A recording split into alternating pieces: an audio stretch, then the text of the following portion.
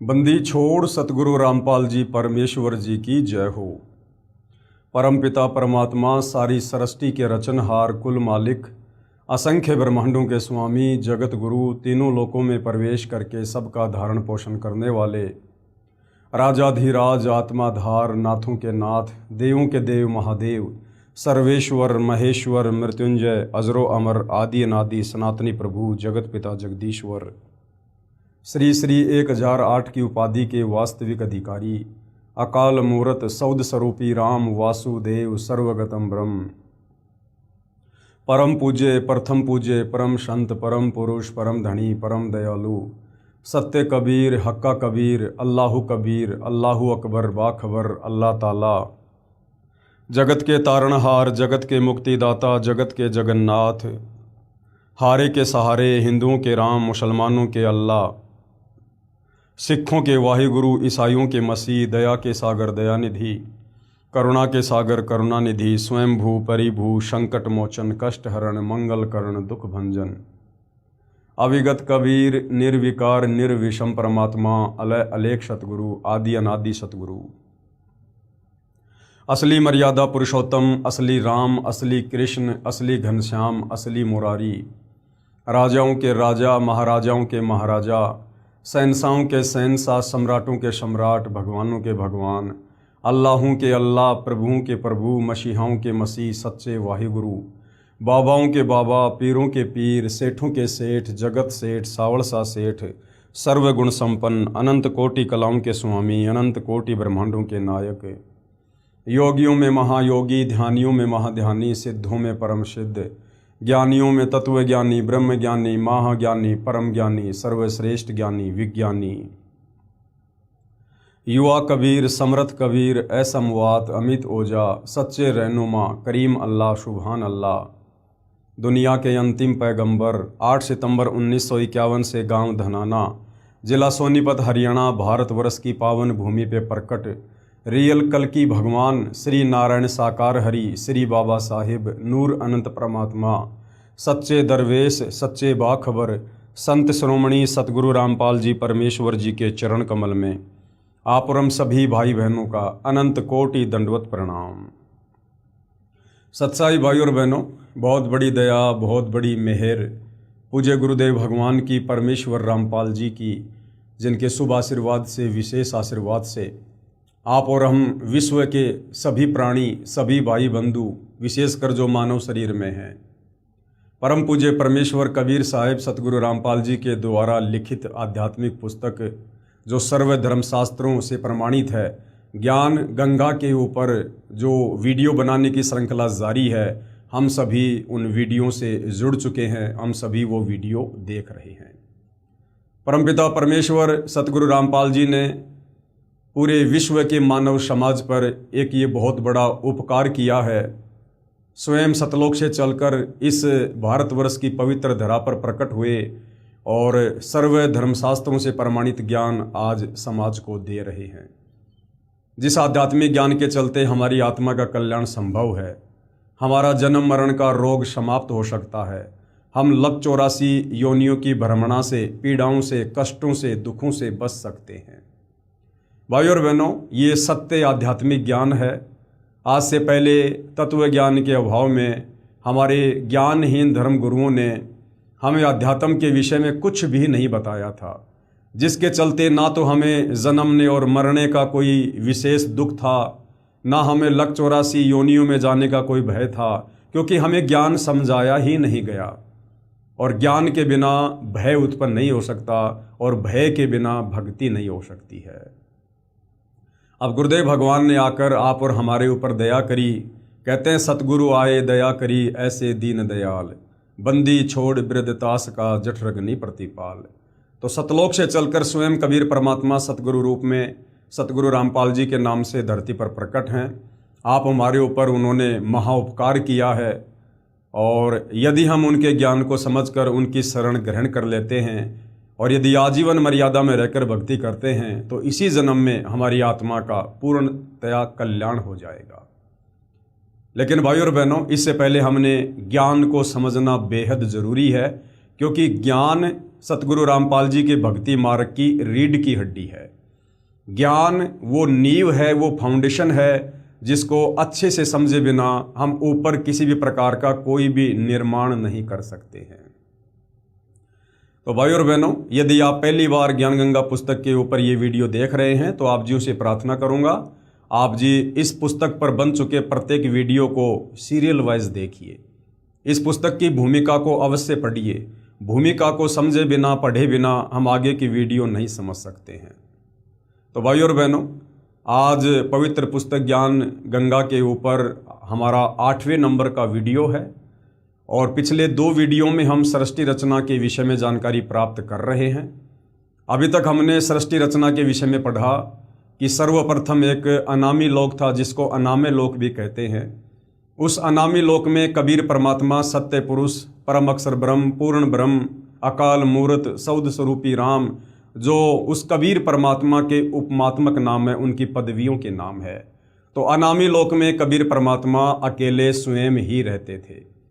उसके बाद परमेश्वर के मन में ख्याल आया, विचार आया। उन्होंने अनामी लोक के नीचे 3 और अविनाशी लोकों की रचना की, अगम लोक, अलख लोक और सत्य लोक। और उन तीनों लोकों में कबीर परमात्मा स्वयं ही अपने अन्य रूपों में विराजमान हुए। अगम लोक में विराजमान होने के कारण अगम पुरुष कहलाए और अलख लोक में विराजमान होने के कारण अलख पुरुष कहलाए और सत्य लोक में विराजमान होने के कारण सत्य पुरुष कहलाए। उसके बाद सर्वप्रथम कबीर परमात्मा ने, परम अक्षर ब्रह्म ने सतलोक में सृष्टि की रचना करने की सोची। उसके लिए परमात्मा ने सर्वप्रथम एक शब्द से 16 द्वीपों की रचना की, फिर 16 शब्द उच्चारण करके अपने 16 पुत्रों की उत्पत्ति की और अपने प्रत्येक पुत्रों को एक एक द्वीप में रहने का आदेश दिया। उसके बाद कबीर परमात्मा, सत्य पुरुष, पूर्ण ब्रह्म ने, अविनाशी परमात्मा ने अपने 12वें नंबर के पुत्र अचिंत से कहा कि बेटा, आप सतलोक में मेरे द्वारा दी गई शब्द शक्ति से आप सृष्टि की रचना करो। अचिंत ने अपने शब्द से एक आत्मा की उत्पत्ति की जिसको अक्षर पुरुष का नाम दिया गया, जिसको पर ब्रह्म भी कहते हैं। अक्षर पुरुष मानसरोवर में जाकर सो गया, जो सतलोक में ही है। काफ़ी युगों तक जब निंद्रा से नहीं उठा तो अचिंत ने पूर्ण ब्रह्म कबीर परमात्मा से अर्ज की कि हे परमात्मा, अक्षर पुरुष मानसरोवर में गहरी निंद्रा में सो गया है, उसके बिना सृष्टि नहीं रची जा रही है। तब कबीर परमात्मा, पूर्ण ब्रह्म, सत्य पुरुष कबीर देव ने कहा कि बेटा, तुम्हारे बस की बात सृष्टि की रचना करना है भी नहीं। ये तो तुम्हारे को एक झटका दिया गया है, तुम्हारे को एक ट्रेलर दिखाया गया है कि समर्थ का काम उसी को साजे और करे तो मूर्ख बाजे।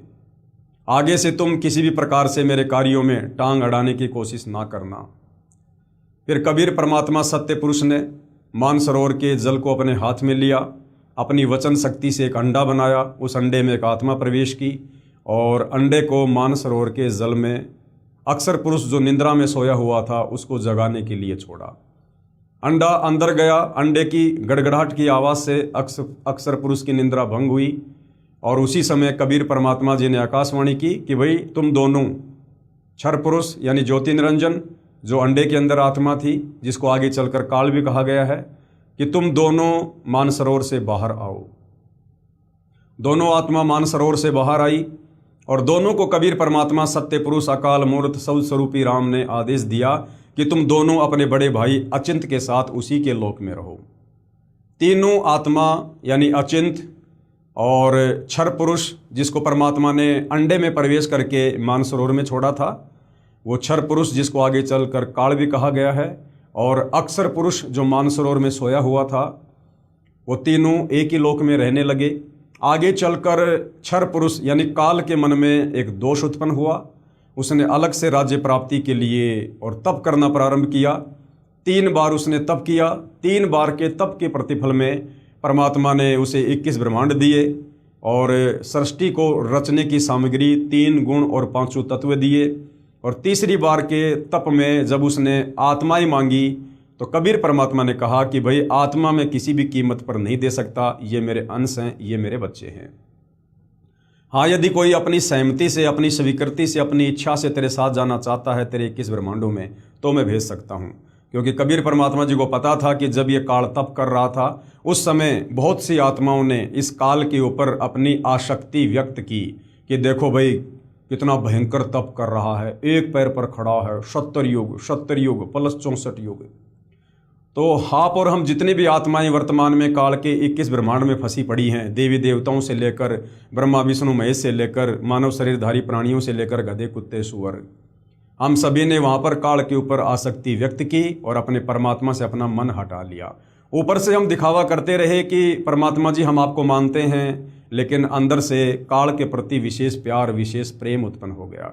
हम पतिव्रता पद से नीचे गिर गए और पतिव्रता पद से नीचे गिरने के बाद आत्मा सतलोक में नहीं रह सकती है। उसके बाद परमात्मा ने सबसे पहले हाथ खड़ा करके काल के 21 ब्रह्मांड में जाने की स्वीकृति देने वाली आत्मा को एक युवा लड़की बनाया जिसका नाम आदि माया, अष्टरा रखा, अष्टंगी रखा, जिसको आगे चलकर दुर्गा का नाम दिया गया। उसको परमात्मा जी ने काल के पास छुड़वा दिया। लड़की का युवा शरीर होने के कारण, रंग रूप निखरा होने के कारण उधर से क्षर पुरुष यानी ज्योति निरंजन के मन में दोष उत्पन्न हुआ, क्योंकि उसने पहले ही अपनी नादानी से 3 गुण परमात्मा से प्राप्त कर लिए थे, रजगुण सतगुण तम गुण। तो रजगुण के कारण उसमें काम वासना उत्पन्न हुई और उसने दुर्गा के साथ ज़बरदस्ती करने की कोशिश की। तो दुर्गा ने अंत में उसके मुख के माध्यम से उसके पेट में शरण ली और वहाँ बैठकर अपने पिता कबीर भगवान से याचना की कि हे परमात्मा मेरी रक्षा करो, इस क्षर पुरुष से मेरी रक्षा करो। परमात्मा जी वहाँ गए, काल के पेट से दुर्गा को बाहर निकाला और उसके बाद उनको श्राप दिया कि भाई आज के बाद तेरा नाम काल होगा, तू प्रतिदिन 1 लाख मानव शरीरधारी आत्माओं का आहार किया करेगा और अब मैं तुझे यहाँ सतलोक से 16 संकोश की दूरी पर निष्कासित करता हूँ। इतना कहकर परमेश्वर जी ने उसको श्राप दिया और उसी समय काल के 21 ब्रह्मांड जो पहले सतलोक में ही थे वहाँ से विमान की तरह चल पड़े और सतलोक से 16 शंख कोश यानी 48 शंख किलोमीटर की दूरी पर आकर स्वतः ही रुक गए। उसके बाद इस काल ने दुर्गा से कहा कि अब मैं मनमानी करूंगा, अब मुझे रोकने वाला यहाँ कोई नहीं है, मुझे जो भी सज़ा मिलनी थी मिल चुकी है।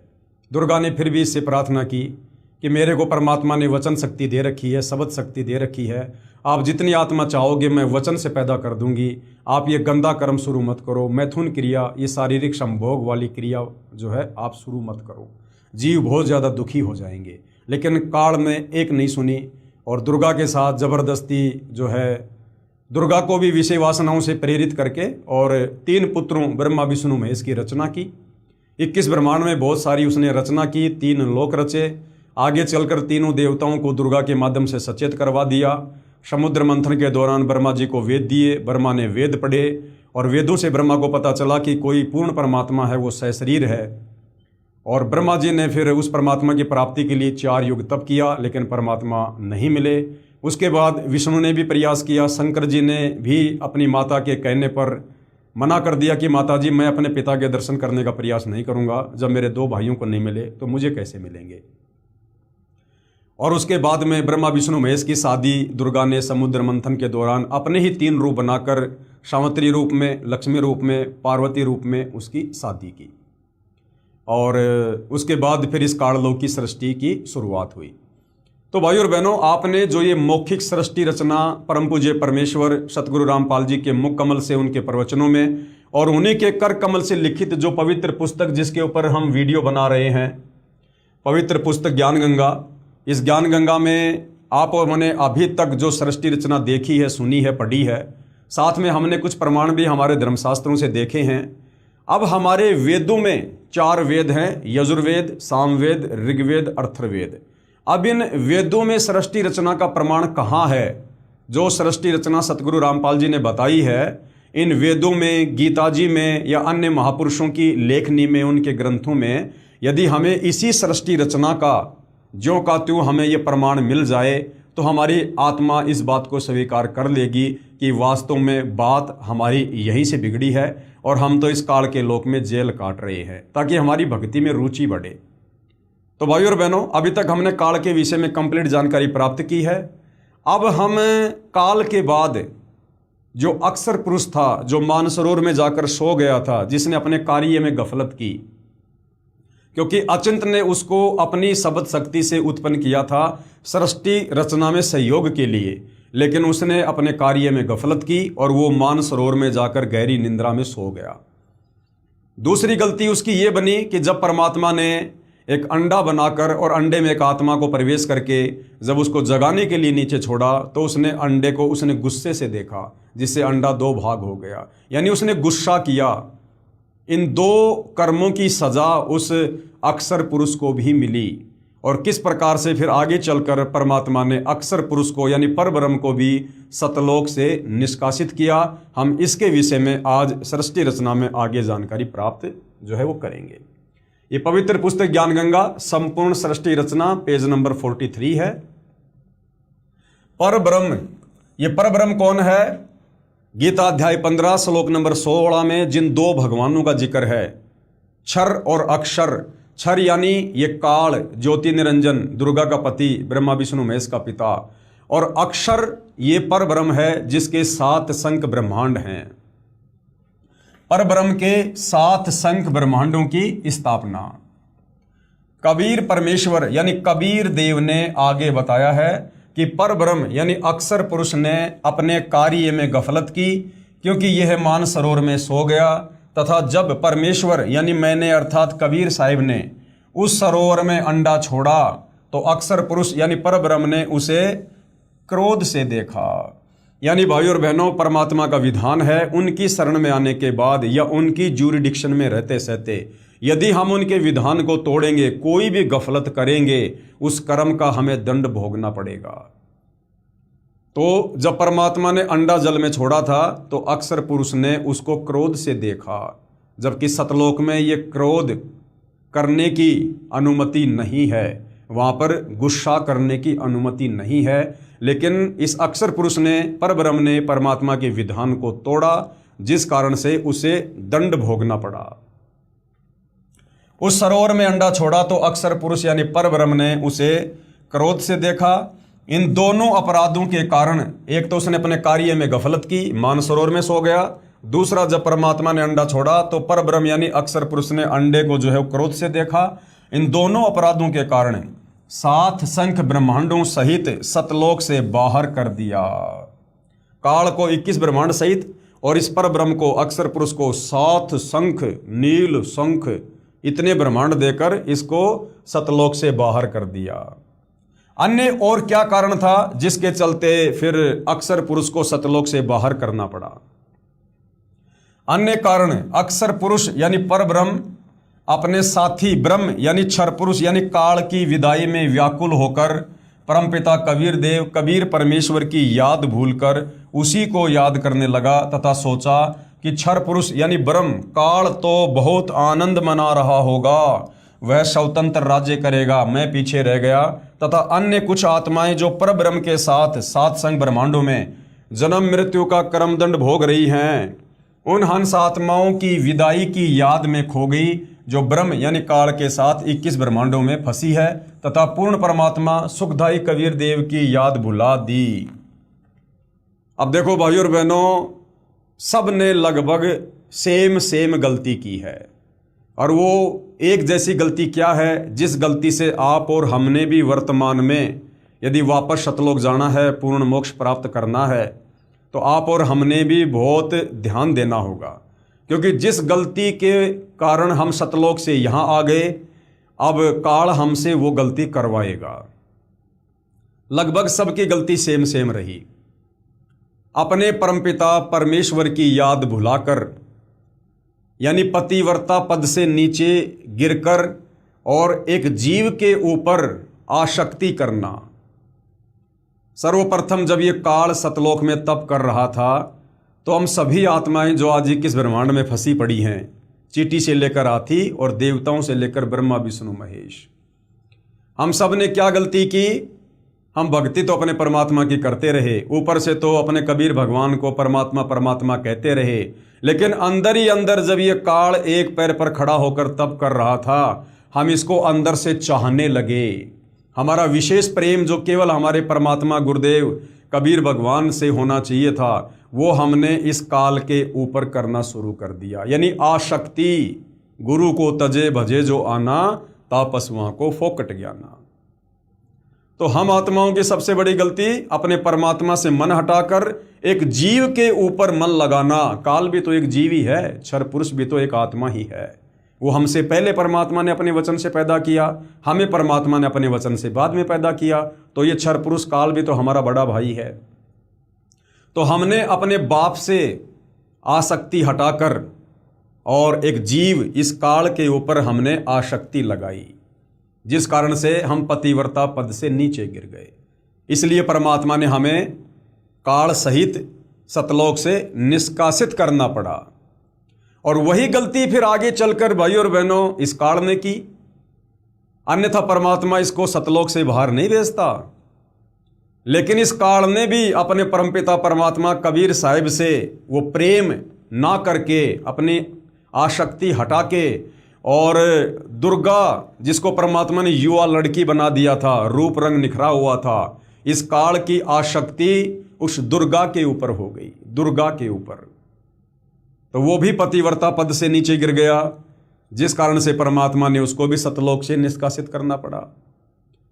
और जब परमात्मा ने 21 ब्रह्मांड सहित काल, दुर्गा और दुर्गा के अंतःकरण में हम सभी आत्माओं को सूक्ष्म रूप में डालकर सतलोक से निष्कासित कर दिया, उसके काफी लंबे समय बाद ये जो अक्षर पुरुष है, परब्रह्म, इसके मन में भी ये व्याकुलता उत्पन्न हो गई। ये भी धीरे धीरे पतिव्रता पद से नीचे गिरने लगा और मन ही मन में सोचने लगा कि भैया वो काल और दुर्गा और ये जितनी भी आत्माएं जो गई हैं सतलोक से काल के साथ 21 ब्रह्मांड में, ये तो ना जाने वहां पर क्या सुख भोग रहे होंगे, जबकि हम यहाँ पर सुअर बन के टट्टी खा रहे हैं, हम यहाँ पर लैट्रिन खा रहे हैं कुत्ता बन के, हम यहाँ गोबर खा रहे हैं जो है कौवा बन के, हमारी नरक स्वर्ग में दुर्गति हो रही है, तपस्या पर भूने जा रहे हैं। लेकिन परब्रह्म ने, अक्षर पुरुष ने, जो उस समय सतलोक में था, उसने क्या सोचा कि भैया वो काल, दुर्गा और सारी आत्माएं 21 ब्रह्मांड में मौज मस्ती कर रही हैं, भाई भयंकर लूट रही हैं। जो सुख सतलोक में नहीं है वो सुख भाई वहां पर काल उनको दे रहा होगा। तो उस काल की, क्षर पुरुष की विदाई में और ये अक्षर पुरुष भी चिंतित रहने लगा। चिंतित रहने का मतलब है ज्यादातर ध्यान ये उस काल का करने लगा कि वो तो मजा ले रहा होगा, मौज कर रहा होगा। तो काल का सुमरण ज्यादा हो गया और अपने परमपिता कबीर साहिब की याद कम हो गई, अर्थात वो भी पतिव्रता पद से नीचे गिर गया। और सतलोक में हम जो भक्ति करते हैं परमात्मा के द्वारा दी गई, उस भक्ति को करते करते उसके मन में अलग से राज्य प्राप्त करने की इच्छा जागृत हो गई। तो परमात्मा जी ने उसको 7 शंख ब्रह्मांड दे दिए, 7 शंख ब्रह्मांड। अर्थात अक्षर पुरुष यानी परब्रह्म ने भी अपने परमपिता परमेश्वर से जो विशेष प्रेम करना था, वहां से अपनी सुरती हटाकर और काल की याद में सुरती लगा दी। अर्थात वो भी एक जीव के ऊपर आसक्त हो गया। और जिस समय ये अक्षर पुरुष उस काल की याद में व्याकुल रहने लगा, मौन रहने लगा, चिंतित रहने लगा, तो हम और बाकी बहुत सारी आत्माएं जो उस समय सतलोक में थी, आप और हम नहीं, आप और हमारे आने के बाद जो बाकी आत्मा सतलोक में बची हुई थी, वो बहुत सारी आत्माएं उस अक्षर पुरुष की व्याकुलता के ऊपर फिदा हो गई। और उन आत्माओं के मन में भी ये दोष आ गया कि भाई उस काल के साथ में जितने भी आत्माओं ने स्वीकृति दी थी 21 ब्रह्मांड में जाने की, और भाई वो तो चले गए और हम भाई उस समय पिताजी के डर से हाथ खड़ा नहीं कर पाए, और भाई वो आत्मा तो ना जाने क्या सुख भोग रही होंगी। तो उन आत्माओं के मन में भी दोष आ गया, अर्थात वो आत्माएं भी बाकी 21 ब्रह्मांड वाली आत्माओं के ऊपर आसक्त हो गई, जिस कारण से परमात्मा ने फिर अक्षर पुरुष के साथ में और बहुत सारी आत्माओं को सतलोक से निष्कासित कर दिया। तो भाई और बहनों, कहने का मतलब है अपने परमपिता परमेश्वर कबीर साहिब यानी अपने गुरुदेव भगवान से आस्था हटाकर यदि हमने किसी भी पॉइंट पर किसी भी कारण से, चाहे कोई अच्छा बोलता हो, चाहे मीठा बोलता हो, चाहे कोई दिन रात भक्ति करता हो, चाहे कोई कितना ही सुंदर हो, चाहे कोई गुरुजी के परिवार से हो, चाहे कैसे भी हो, कोई भी हो, चाहे कोई पैसे वाला हो, चाहे कोई सुंदर हो, चाहे कोई स्त्री हो, चाहे कोई पुरुष हो, यदि आप और हमने वर्तमान में इस पृथ्वी लोक पर साक्षात वही कबीर भगवान पूज्य गुरुदेव सतगुरु रामपाल जी के नाम से हमें प्राप्त हैं, यदि आज हमने ये सृष्टि रचना सुनकर, इतना ज्ञान सुनकर, उनसे उपदेश लेकर यदि आज हमने अपने गुरुदेव भगवान के अलावा पतिव्रता पद से नीचे गिरकर अगर किसी भी जीव पर, क्योंकि 21 ब्रह्मांड में गुरुदेव के अलावा सब जीव हैं काल से लेकर चींटी तक, यदि हमने किसी के ऊपर भी विशेष आसक्ति दिखाई, आसक्ति लगाई, तो भाई और बहनों हमारी बात फिर से बिगड़ जाएगी। और इसके बहुत सारे उदाहरण हैं। एक उदाहरण आपको अब्राहिम सुल्तान का भी दिया जाता है। अब्राहिम सुल्तान जो बलक बुखारे का बादशाह था, जिसके ठाट बाट इतने अजब गजब थे, देवताओं का राजा इंद्र भी शर्मा जाया करता था कि भाई ऐसे ठाट बाट तो मेरे भी नहीं हैं जो बलक बुखारे के बादशाह अब्राहिम सुल्तान के हैं। परमात्मा ने तरह तरह से बहुत सारी घटनाओं को जन्म देकर उस आत्मा में वैराग्य पैदा किया और अंत में वो अब्राहिम सुल्तान उस ठाट बाट को छोड़कर, राज्य को छोड़कर और घर से बाहर निकल गया परमात्मा की भक्ति के लिए, और जंगल में रहकर लकड़ियां तोड़कर अपना शहर में बेचकर जीवन यापन करने लगा, अपनी भक्ति करने लगा। बीच बीच में परमात्मा के सत्संग सुनने के लिए आश्रम में भी जाया करता था। और काफ़ी लंबे समय बाद जब परमात्मा ने उसको कहा कि बेटा तू अब मक्का मदीना जा, वहाँ पर तेरे जैसे बहुत सारे मुसलमान भाई भ्रमित हैं, उनको असली अल्लाह की जानकारी दे, सतभक्ति की जानकारी दे। तो वो मक्का मदीना चला गया और वहाँ जाने के बाद भाई और बहनों, जब बलक बुखारे के कुछ लोग वहाँ पर हज करने गए, मक्का गए, तो उन्होंने उसे पहचान लिया कि ये तो अब्राहिम सुल्तान है। वापस आकर उस व्यक्ति ने अब्राहिम सुल्तान के परिवार के सदस्यों को जानकारी दी कि भाई जो अब्राहिम जी जो राज्य छोड़कर चले गए थे वो ऐसे ऐसे मक्का में हैं। तो अब्राहिम सुल्तान की 16,000 रानियाँ थी, उनमें से एक रानी और एक बेटा। उस रानी ने कहा कि मैं अपने पति के दर्शन करने जाऊंगी, साथ में अपने 12-13 वर्ष के एक बेटे को लेके गई। जब अब्राहिम सुल्तान ने राज्य छोड़ा था उस समय वो बच्चा उसके वो गर्भ में था, और अब्राहिम सुल्तान के दर्शन करने के लिए वो रानी, उसका बेटा और गांव का कोई व्यक्ति वो मक्का चले जाते हैं। वहाँ जाकर अब्राहिम सुल्तान के सामने वो रानी खड़ी हो जाती है, वो बेटा खड़ा हो जाता है। अब्राहिम सुल्तान के 16,000 रानियाँ थी, वो तो नहीं पहचान पाया, लेकिन उस बच्चे को देखकर और अब्राहिम उसके ऊपर आसक्त हो गया, एक टक उसकी तरफ देखने लगा। एक विशेष प्रेम, एक विशेष मोह उसका जागृत हो गया। और फिर उस व्यक्ति ने बताया कि अब्राहिम जी, ये स्त्री आपकी रानी है जिसको आप छोड़ के आ गए थे, और ये बेटा आप ही का है। जब आप बलक बुखारे को छोड़ के आए थे उस समय ये इसके वो गर्भ में था। अब इस बात को सुनकर कि ये तो मेरा ही बेटा है, अब्राहिम सुल्तान का प्यार उमड़ पड़ा, उसकी मोह ममता जागृत हो गई, शतोगुण का प्रभाव जागृत हो गया और विशेष प्रेम हो गया। और अब्राहिम ने उस बच्चे को उठाकर अपनी गोद में बैठा लिया, उसको प्यार करने लगा।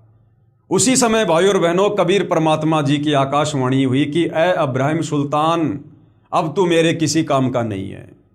तेरा विशेष प्रेम, तेरी विशेष मोह, तेरी आस्था अब तेरे परिवार में हो गई है। अब तू ये भक्ति कर या ना कर, चाहे भक्ति छोड़ दे, तू अपने घर चला जा। अब तेरी आस्था मेरे अंदर नहीं है। गुरु को तजे भजे जो आना, ता पशुओं को फोकट ज्ञाना। ये आकाशवाणी सुनकर अचानक से उसकी वो मूर्छा थी वो टूटी और अपनी गलती को लेकर रोने लगा, पछताने लगा, परमात्मा से माफ़ी मांगी। तो भाई और बहनों, यदि हमने अपने गुरुदेव, अपने परमात्मा से आस्था हटाकर यदि कार, कोठी, बेटा, बेटी यानी किसी भी वस्तु पर यदि हमने यहाँ पर लगाई, तो भाई और बहनों, आप और हमारा फिर से काम बिगड़ जाएगा। तो आप और हमने ये बहुत ही सावधानी रखनी है, और ये सावधानी रखी जाएगी जब हम ज्ञान को अच्छे से सुनेंगे, और ज्ञान के साथ साथ हमें भक्ति की शक्ति भी चाहिए। जब हम सुमरण करेंगे, परमात्मा जी का सत्संग सुनेंगे, गुरुदेव की महिमा करेंगे और किसी न किसी तरह से अपने गुरुदेव भगवान की भक्ति के निकट बने रहेंगे, तब जाकर ये बात हमारी बनेगी। उन हंस आत्माओं की विदाई की याद में खो गई जो ब्रह्म यानी काल के साथ 21 ब्रह्मांडों में फंसी हैं, तथा पूर्ण परमात्मा सुखदाई कबीर देव की याद बुला दी। परमेश्वर कबीर देव के बार बार समझाने पर भी आस्था कम नहीं हुई। जो आत्माएं परब्रह्म के ऊपर आसक्त हो गई और 21 ब्रह्मांड में आ चुकी अन्य आत्माओं के ऊपर आसक्त हो रही थी सतलोक में बैठी बैठी, उनको भी परमात्मा ने बहुत समझाया था, बहुत आकाशवाणी की, लेकिन उन्होंने भी ध्यान नहीं दिया। परब्रह्म यानी अक्षर पुरुष ने सोचा कि मैं भी अलग स्थान प्राप्त करूं तो अच्छा रहेगा। ये सोचकर राज्य प्राप्ति की इच्छा से सार नाम का जाप प्रारंभ कर दिया। इसी प्रकार अन्य आत्माओं ने जो परब्रह्म के सत्संग ब्रह्मांडों में फंसी हैं, सोचा कि वे जो ब्रह्म के साथ यानी काल के साथ आत्माएं गई है ना, वे तो वहां मौज मस्ती मनाएंगे और हम पीछे रह गए। परब्रह्म यानी अक्षर पुरुष के मन में भी ये धारणा बनी कि क्षर पुरुष यानी काल अलग होकर बहुत सुखी होगा, कि वो काल तो 21 ब्रह्मांडों में बहुत ज्यादा सुखी होगा, जबकि यहां पर काल ने सबके घुटने तोड़ रखे हैं, काल खुद भी महादुखी है। ये विचार कर अंतरात्मा से भिन्न स्थान प्राप्ति की ठान ली। परब्रह्म यानी अक्षर पुरुष ने हठ योग नहीं किया। उस अक्षर पुरुष ने एक पैर पे खड़ा होकर कोई तप नहीं किया, वो केवल व्याकुल रहने लगा। उसने अपनी आस्था परमात्मा से हटाकर काल के ऊपर लगा दी, परंतु केवल अलग राज्य प्राप्ति के लिए सहज ध्यान योग विशेष कषक के साथ करता रहा। अलग स्थान प्राप्त करने के लिए पागलों की तरह विचरने लगा, खाना पीना भी त्याग दिया। अन्य कुछ आत्माएं जो पहले काल ब्रह्म के साथ गई आत्माओं के प्रेम में व्याकुल थी, वे अक्षर पुरुष के यानी परब्रह्म के वैराग्य पर आसक्त होकर उसे चाहने लगी। पूर्ण प्रभु के पूछने पर परब्रह्म ने अलग स्थान मांगा। जब कबीर परमात्मा जी ने पूछा कि भाई तुझे क्या चाहिए, तू ऐसे गुमसुम क्यों है, खाना पीना क्यों छोड़ दिया, तो परब्रह्म यानी अक्षर पुरुष ने अलग स्थान मांगा कि भगवान मुझे भी अलग से राज्य दे दो जैसे आपने काल को दिए थे। तथा कुछ हंस आत्माओं के लिए भी याचना की और कहा कि मुझे कुछ आत्माएं भी दे दो जैसे आपने काल को दी। तब कबीर देव यानी कबीर परमेश्वर ने कहा कि जो आत्मा आपके साथ अपनी इच्छा से जाना चाहे उसे भेज देता हूं। पूर्ण प्रभु यानी कबीर देव ने पूछा कि कौन हंस आत्मा परब्रह्म के साथ जाना चाहता है, सहमति व्यक्त करो। बहुत समय उपरांत एक हंस ने स्वीकृति दी, यानी सेम टू सेम वही काम हुआ। फिर देखा देखी उन सभी आत्माओं ने भी सहमति व्यक्त कर दी। सर्वप्रथम स्वीकृति देने वाले हंस को स्त्री रूप बनाया, उसका नाम ईश्वरी माया यानी प्रकृति सुरती रखा तथा अन्य आत्माओं को उस ईश्वरी माया में प्रवेश करके अचिंत द्वारा अक्षर पुरुष परब्रह्म के पास भेजा। पतिव्रता पद से गिरने की सजा पाई। क्या सजा पाई? पतिव्रता पद से नीचे गिरने की। पतिव्रता पद यानी अपने परम पिता परमेश्वर, अपने पति परमेश्वर कबीर साहिब से आस्था कम करके और एक जीव के ऊपर आस्था लगा ली, तो पतिव्रता पद से गिरने की सजा पाई। इसी प्रकार भाइयों और बहनों, वर्तमान में गुरुदेव भगवान ने हमें जो भक्ति दे दी है और समझा दिया है कि बच्चों वो कबीर भगवान तुम्हारा गुरु ही है और कोई नहीं है। अब यदि हमने अपने गुरुजी के अलावा किसी और में भगवान को देखा, किसी और को इष्ट बनाया, किसी और की फोटो में हमने आस्था रखी, अपने गुरु के अलावा किसी और को कबीर परमात्मा के रूप में स्वीकार कर लिया, किसी और का हमने प्रकट दिवस मना लिया, बोध दिवस मना लिया, तो भाई और बहनों आप और हमारी भी बात बिगड़ जाएगी।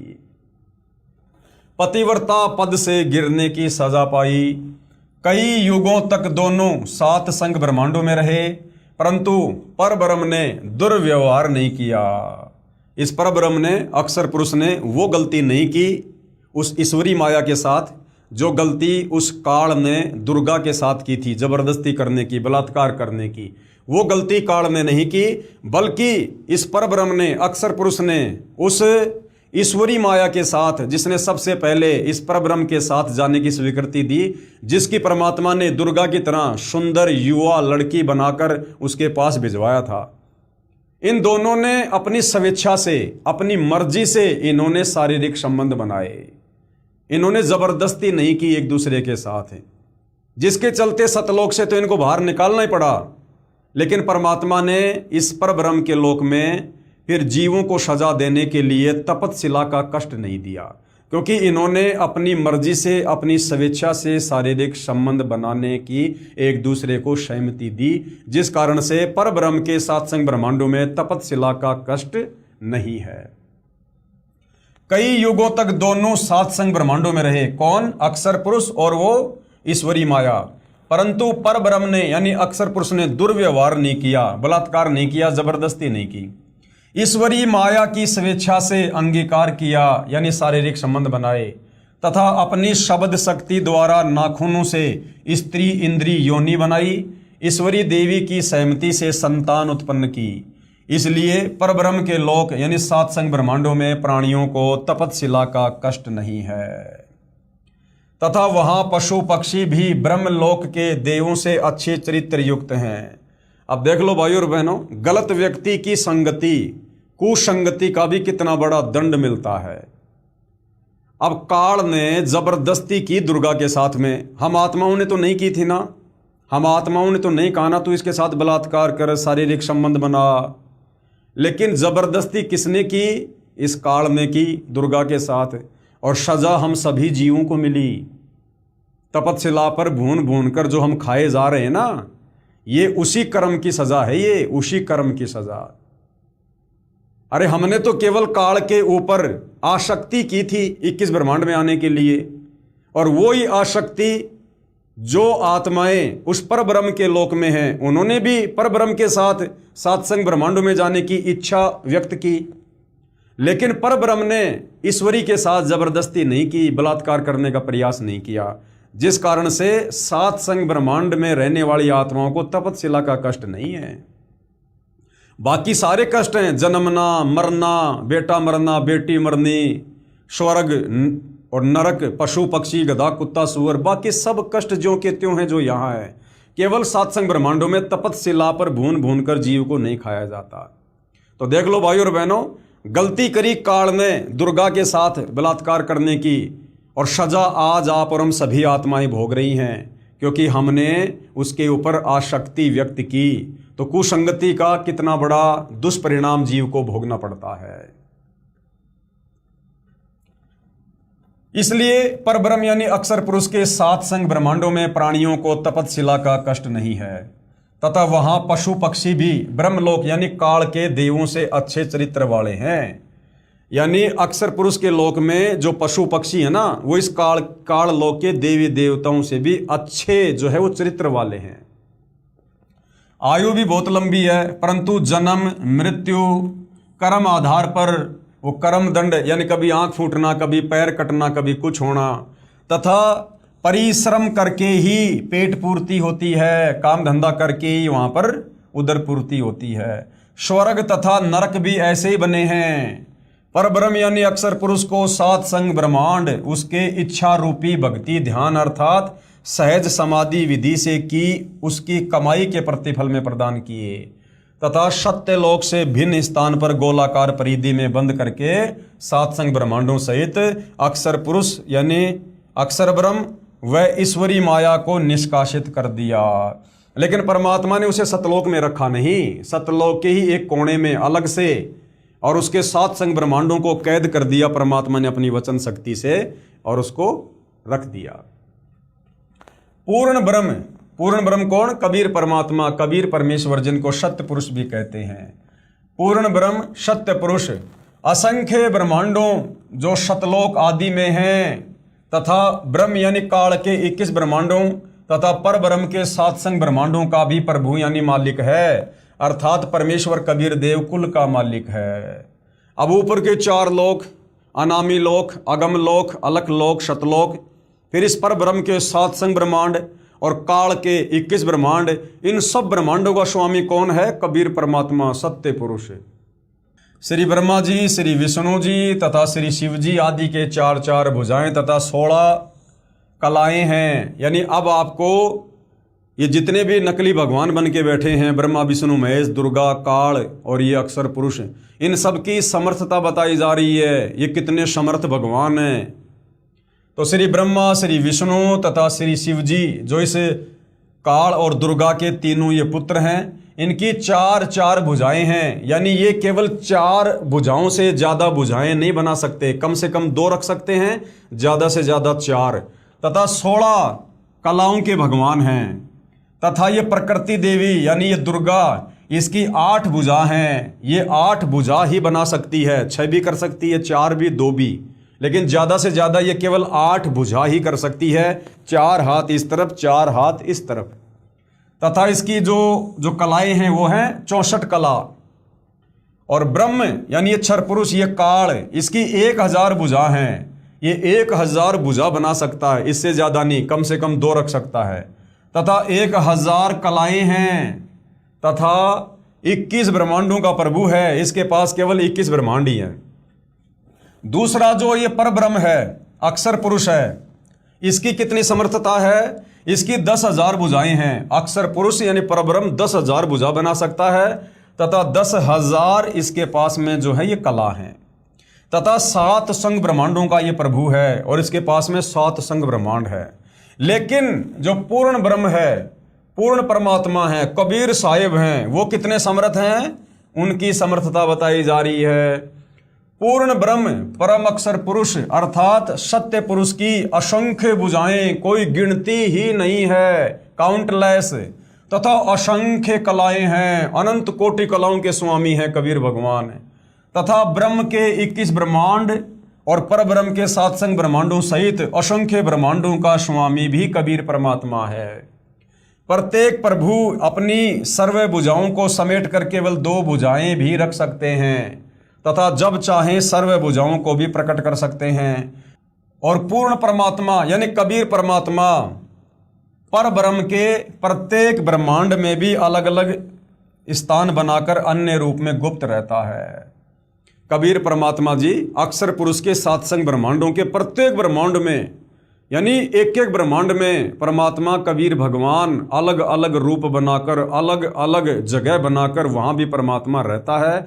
वहाँ की आत्माओं को भी परमात्मा, जो गलती उन्होंने सतलोक में की थी वो सृष्टि रचना परमात्मा उनको भी समझाता है, उनसे भी परमात्मा भक्ति करवाता है, जैसे यहाँ आकर आप और हमसे करवा रहे हैं। पूर्ण परमात्मा यानी कबीर भगवान परब्रह्म यानी अक्षर पुरुष के प्रत्येक ब्रह्मांड में भी अलग स्थान बनाकर अन्य रूप में गुप्त रहता है। जैसे यहाँ पर परमात्मा ने काल के 21 ब्रह्मांड में मिनी सतलोक बना रखा है। यूं समझो जैसे एक घूमने वाला कैमरा बाहर लगा देते हैं तथा अंदर टेलीविजन रख देते हैं। टीवी पर बाहर का सारा दृश्य नजर आता है तथा दूसरा टीवी बाहर रखकर अंदर का कैमरा स्थायी करके रख दिया जाए, उसमें केवल अंदर बैठे प्रबंधक का चित्र दिखाई देता है जिसे सर्व कर्मचारी सावधान रहते हैं। इसी प्रकार पूर्ण परमात्मा अपने सतलोक में बैठकर सभी को नियंत्रित किए हुए है तथा प्रत्येक ब्रह्मांड में भी सतगुरु कबीर देव विद्यमान रहते हैं, जैसे सूर्य दूर होते हुए भी अपना प्रभाव अन्य लोकों में बनाए हुए है। यानी क्या समझाया गया है, परमात्मा कैसे सर्व ब्रह्मांडों को कंट्रोल करते हैं। जैसे एक मैनेजर होता है, मैनेजर वो अपनी केबिन में अपने ऑफिस में बैठा होता है और उसके सामने कंप्यूटर होता है और बाकी जो कंपनी होती है, कंपनी में हर जगह कैमरे लगे होते हैं, अंदर बाहर हर जगह, और वो मैनेजर अपने लैपटॉप में अपने कंप्यूटर में उस कैबिन में बैठा बैठा सबको देख रहा होता है, कौन क्या काम कर रहा है, कौन क्या काम नहीं कर रहा है, सब पर उसकी नजर होती है। इस प्रकार से कबीर परमात्मा सतलोक में बैठकर अपनी शब्द शक्ति से वो अंतर्यामी परमात्मा सबको नियंत्रित करता है, सबको देख रहा है। और जैसे एक बाहर लैपटॉप रख दिया जाए, किसी कंपनी में किसी एक जगह पर लैपटॉप रख दिया जाए जहां पर हजारों लेबर काम कर रही है, मजदूर काम कर रहे हैं, और उस लैपटॉप का जो कनेक्शन है एक कैमरे से जोड़कर उस मैनेजर की जो है वो केबिन में रख दिया जाए, तो मैनेजर तो अकेला बैठा उस केबिन में, लेकिन बाहर जो कंप्यूटर रखा है उस कंप्यूटर में हजारों मजदूर उस मैनेजर को वहां पर देख रहे हैं। जैसे सूर्य है, सूर्य एक जगह पर है और सूर्य का प्रकाश सर्वत्र फैला हुआ है, हम सभी सूर्य को देख रहे हैं। सूर्य अपनी जगह पर है, हम सभी सूर्य को देख रहे हैं, सूर्य के उस प्रकाश का लाभ भी ले रहे हैं। ऐसे ही वो कबीर परमात्मा अपने सतलोक में है, उनका प्रकाश यानी उनकी शक्ति सर्वत्र सर्व ब्रह्मांडों में है और सभी को परमात्मा नियंत्रित करता है। इस प्रकार से परमेश्वर सर्व ब्रह्मांडों को चला रहे हैं। और जब ये परमात्मा चाहे किसी भी ब्रह्मांड में, किसी भी लोक में, चाहे काल के किस ब्रह्मांड में, चाहे अक्षर पुरुष के 7 संग ब्रह्मांडों में, ये परमात्मा कहीं भी जा सकता है, कैसे भी जा सकता है, कोई रोक टोक इस परमात्मा को नहीं है। अब भाई और बहनों, जो सृष्टि रचना अभी तक हमने पढ़ी है पवित्र पुस्तक ज्ञान गंगा में, अब हमारे वेदों में सृष्टि रचना के सबूत कहाँ हैं? हमें कैसे विश्वास हो कि वेदों में सृष्टि रचना का प्रमाण है, जो सृष्टि रचना यहाँ पर सतगुरु रामपाल जी के द्वारा लिखी गई है? तो पवित्र अर्थर्वेद में सृष्टि रचना का प्रमाण है। अर्थर्वेद कांड नंबर 4 अनुवाक नंबर 1 मंत्र नंबर 1, ये जो श्लोक है ये आप लोगों के सामने है, आप जी इसको पढ़ सकते हैं। यहाँ पर गुरुदेव ने प्रत्येक शब्द का हिंदी में अनुवाद करके भी लिखा हुआ है। आप जी ज्ञान गंगा पुस्तक को मंगवा कर या PDF डाउनलोड करके देख सकते हैं। इस श्लोक का वास्तव में क्या भावार्थ है, हम उस भावार्थ को पढ़ेंगे। पवित्र वेदों को बोलने वाला ब्रह्म काल कह रहा है कि सनातन परमेश्वर ने, यानी कबीर परमात्मा ने, सनातन का मतलब होता है जो सदा से है, तो ये काल ब्रह्म क्या कह रहा है कि सनातन परमेश्वर यानी कबीर जी ने स्वयं अनामे यानी अनामी लोक से सत्य लोक में प्रकट होकर अपनी सूझबूझ से कपड़े की तरह रचना करके ऊपर के शतलोक आदि को सीमा रहित स्वयं प्रकाशित अजर अमर अर्थात अविनाशी ठहराए तथा नीचे के यानी अक्षर पुरुष के परब्रह्म के 7 संग ब्रह्मांड तथा ब्रह्म के 21 ब्रह्मांड व इनमें छोटी से छोटी रचना भी उसी परमात्मा ने अस्थायी की है। यहां पर गुरुदेव कह रहे हैं कि मन में कोई शंका ना हो जाए।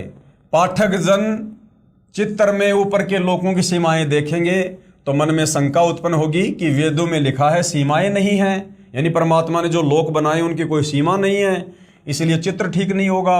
सीमा रहित लोक एक ही हो सकता है, अन्य होगा तो सीमा अवश्य होगी। इसलिए यहां स्पष्ट करता हूं कि परमात्मा की लीला अद्भुत है, अजब गजब है, हमारी सोच हमारी बुद्धि से हमारी कल्पनाओं से बाहर है। वह अपनी लोक के अतिरिक्त अन्य लोकों का विस्तार अधिक व कम करता रहता है, इसलिए इनका व्यास यानी जो परिधि होती है वो सीमित नहीं है। अथर्ववेद कांड नंबर 4 अनुवाक नंबर 1 मंत्र नंबर 2 में सृष्टि रचना का कहाँ क्या प्रमाण है, ये संस्कृत में श्लोक आप जियों के सामने है। यहाँ पर प्रत्येक शब्द का हिंदी में अनुवाद करके भी गुरुदेव भगवान ने लिखा हुआ है और यहाँ पर इन्होंने भावार्थ किया है। जगत पिता परमेश्वर ने यानी कबीर देव ने अपनी शब्द शक्ति से राष्ट्रीय अर्थात सबसे पहली माया राजेश्वरी उत्पन्न की, जिससे परमात्मा ने सतलोक में अन्य रचना की, जो हमने सृष्टि रचना में पढ़ा, जिसका प्रमाण ये अथर्ववेद दे रहा है। तथा उसी पराशक्ति के द्वारा एक दूसरे को आकर्षण शक्ति से रोकने वाले यानी गुरुत्वाकर्षण शक्ति से रोकने वाले कभी न समाप्त होने वाले गुण से उपरोक्त सर्व ब्रह्मांडों को स्थापित किया। फिर आगे अथर्ववेद में सृष्टि रचना का और कहाँ क्या प्रमाण है। अथर्ववेद कांड नंबर 4 अनुवाक नंबर 1 मंत्र नंबर 3, ये संस्कृत में श्लोक आप जियों के सामने है। ये श्लोक इसलिए लिखे जा रहे हैं ताकि कोई संस्कृत का ज्ञाता हो जिसे अपनी विद्वता के ऊपर बहुत ज़्यादा अभिमान हो या जो वास्तव में परमात्मा के विषय में जानना चाहता हो, वो ढंग से देख ले, पढ़ ले और ये वेद लाकर मिलान कर ले ताकि मन में कोई शंका ना रहे। यहाँ गुरुदेव ने प्रत्येक संस्कृत के शब्द का हिंदी में अनुवाद करके भी समझाया है, लिखा है। हम सीधा सीधा इसके सीधे साधे भावार्थ को पढ़ेंगे। भावार्थ, पूर्ण परमात्मा यानी कबीर देव ने अपने द्वारा रची सृष्टि का ज्ञान तथा सर्व आत्माओं की उत्पत्ति का ज्ञान अपने निजी दास को स्वयं ही सही बताता है। ये परमात्मा क्या करता है, जब भी इस पृथ्वी लोक पर आता है, अपने द्वारा रची गई सृष्टि का यथार्थ ज्ञान अपने निजी दास को, अपने निजी सेवक को स्वयं ही यथार्थ बताता है। जैसे 650 साल पहले अपने निजी दास धर्मदास जी को बताया, फिर 300 साल पहले आदरणीय गरीबदास जी को बताया, दादू जी को बताया, मलुकदास जी को बताया, नानक जी को बताया। पूर्ण परमात्मा अपने द्वारा रची सृष्टि का ज्ञान तथा सर्व आत्माओं की उत्पत्ति का ज्ञान अपने निजी दास को स्वयं ही सही बताता है। और भाइयों और बहनों, अब वो समय आ गया है, इस समय परमात्मा ने सभी को सार्वजनिक तौर पर सृष्टि रचना का ज्ञान बताना है। तो परमेश्वर ने सारा भेद खोल दिया सतलोक को लेकर। अपने निजी दास को स्वयं ही सही बताता है कि पूर्ण परमात्मा ने अपने मध्य अर्थात अपने शरीर से, अपनी शब्द शक्ति से ब्रह्म यानी क्षर पुरुष यानी काल की उत्पत्ति की तथा सर्व ब्रह्मांडों को ऊपर शतलोक, अलख लोक, अगम लोक, अनामी लोक आदि तथा नीचे परब्रह्म के 7 संग ब्रह्मांड तथा ब्रह्म के 21 ब्रह्मांडों को अपनी धारण करने वाली आकर्षण शक्ति से ठहराया हुआ है।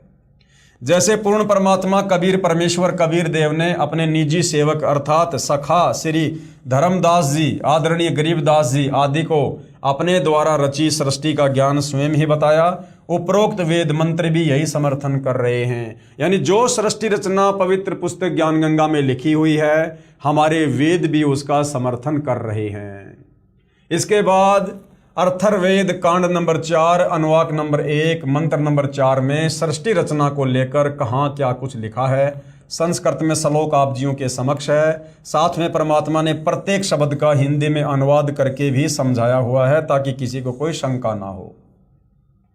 हम सीधा सीधा इसके भावार्थ पे चलेंगे। भावार्थ, ऊपर के चारों लोक, सतलोक, अलखलोक, अगमलोक और अनामी लोक, ये तो अजर अमर स्थायी तथा अविनाशी रचे गए हैं। ये कभी खंड नहीं होते, ना ये ऊपर के चारों लोक कभी नष्ट होते हैं, ना कभी उत्पत्ति और प्रलय में आते हैं, और ना इन चारों लोकों में रहने वाली आत्माएं। हालांकि आत्मा तो नीचे के 3 लोकों में रहती है, अनामी लोक में कोई आत्मा नहीं रहती है। इन तीनों लोकों में रहने वाली आत्माओं का भी कभी विनाश नहीं होता है। तथा नीचे के ब्रह्म यानी काल तथा ये परब्रह्म अक्षर पुरुष के लोकों को अस्थायी रचना करके, यानी काल के 21 ब्रह्मांड और इस अक्षर पुरुष के 7 संग ब्रह्मांड, इनकी रचना परमात्मा ने अस्थायी की है। इनमें उत्पत्ति और प्रलय होती रहती है। तथा अन्य छोटे छोटे लोक भी उसी परमेश्वर ने रचकर स्थिर किए। अर्थर्वेद कांड नंबर 4 अनुवाक नंबर 1 मंत्र नंबर 5 में सृष्टि रचना को लेकर क्या कुछ और लिखा है, ये संस्कृत में श्लोक आप जियों के समक्ष है। साथ में परमात्मा ने प्रत्येक शब्द का हिंदी में अनुवाद भी किया है। हम सीधा सीधा भावार्थ पे चलेंगे। भावार्थ, पूर्ण परमात्मा यानी कबीर देव ने ऊपर के चारों लोकों में से जो नीचे से सबसे प्रथम अर्थात सतलोक में आष्ट्रा अर्थात अष्टंगी यानी प्रकृति देवी अर्थात दुर्गा की उत्पत्ति की। परमात्मा ने भी तो यही बताया सृष्टि रचना में कि जिन जिन आत्माओं ने इस काल ब्रह्म के साथ 21 ब्रह्मांड में जाने की स्वीकृति दी, तो सर्वप्रथम हाथ खड़ा करने वाली आत्मा को परमात्मा ने अष्टंगी यानी प्रकृति देवी दुर्गा का नाम दिया, उसकी उत्पत्ति की, युवा लड़की बनाया। यही राजाधिराज जगत गुरु पूर्ण परमेश्वर सत्य पुरुष है, जिससे सबका वियोग हुआ, जिससे सबकी उत्पत्ति हुई है। फिर सर्व प्राणी ज्योति निरंजन काल के वीर्य यानी बीज से दुर्गा यानी आष्ट्रा यानी अष्टंगी के गर्भ द्वारा उत्पन्न होकर स्वर्गलोक व पृथ्वी लोक पर निवास करने लगे। उसके बाद आप और हम सभी आत्माओं की इस काल और दुर्गा के सहयोग से उत्पत्ति हुई।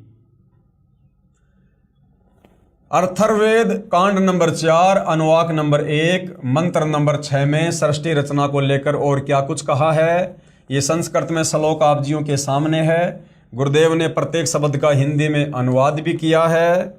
हम सीधा सीधा भावार्थ पे चलेंगे। भावार्थ, वही पूर्ण परमेश्वर यानी कबीर देव सत्य साधना करने वाले साधक को यानी सच्ची भक्ति करने वाले भगत को उसी पहले वाले स्थान यानी सतलोक में ले जाता है। जैसे आज आप और हम सत्य साधना कर रहे हैं, यदि अंतिम श्वास तक पतिव्रता पद पर रहकर मर्यादा में रहकर सत्य साधना करते रहे तो परमेश्वर हमें वापस उसी सतलोक में ले जाएंगे जहां से बिछुड़ कर आए थे।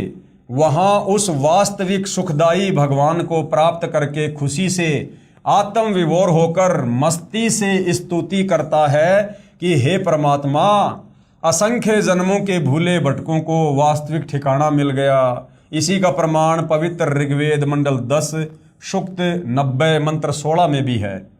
आदरणीय गरीबदास जी को इसी प्रकार पूर्ण परमात्मा कबीर देव कबीर परमेश्वर स्वयं शत भक्ति प्रदान करके सतलोक लेकर गए थे। तब अपनी अमृतवाणी में आदरणीय गरीबदास जी महाराज ने आंखों देखकर कहा, क्या कहा? गरीब अजब नगर में ले गए हमको सतगुरु आन, और जिलके बिंब अगाध गति हम सूते चादर तान। क्या कहा आदरणीय गरीबदास जी ने कि अजब नगर में ले गए, ऐसा अजब गजब नगर यानी देश यानी ब्रह्मांड हमने आज से पहले कभी नहीं देखा, जहां इतने सुख हैं, इतने वैभव हैं।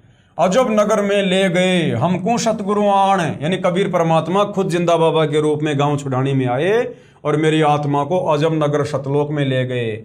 और जिलके बिंब अगाध गदी, वहाँ के नज़ारे देखकर, सतलोक के सुख देखकर हम सूते चादर तान, यानी हम निश्चिंत होकर बैठे हैं, अपनी भक्ति कर रहे हैं कि भैया हम अपनी आँखों से सतलोक देख कर आ गए और सतलोक जाने की भक्ति हमें परमात्मा ने गुरु रूप में आकर दे दी। अब यदि हम मर्यादा में रहकर भक्ति करते रहे तो हमारा मोक्ष तो निश्चित है। चादर तान कर सोने का मतलब है निश्चिंत होकर सोना। अथर्ववेद कांड नंबर 4 अनुवाक नंबर 1 मंत्र नंबर 7। ये संस्कृत में श्लोक आप जियों के सामने है। गुरुदेव ने प्रत्येक शब्द का हिंदी में अनुवाद करके भी समझाया है। हम सीधे सीधे भावार्थ पे चलेंगे। भावार्थ, इस मंत्र में यह भी स्पष्ट कर दिया है कि उस परमेश्वर का नाम कबीर देव अर्थात कबीर परमेश्वर है, जिसने सर्व रचना की है। अब भाई और बहनों, हमारे वेद इस बात की गवाही दे रहे हैं कि वो पूर्ण परमात्मा कौन है, क्या उसका नाम है, कहाँ रहता है, कैसा दिखाई देता है, कैसे मिलता है। हमारे नादान धर्मगुरु हमें निराकार निराकार कह के, या ज़्यादा से ज़्यादा ब्रह्मा जी परमात्मा है, विष्णु जी परमात्मा है, शंकर जी सबका स्वामी है, बस इतना कहकर छोड़ दिया करते थे कि अजरो अमर है, मृत्युंजय हैं।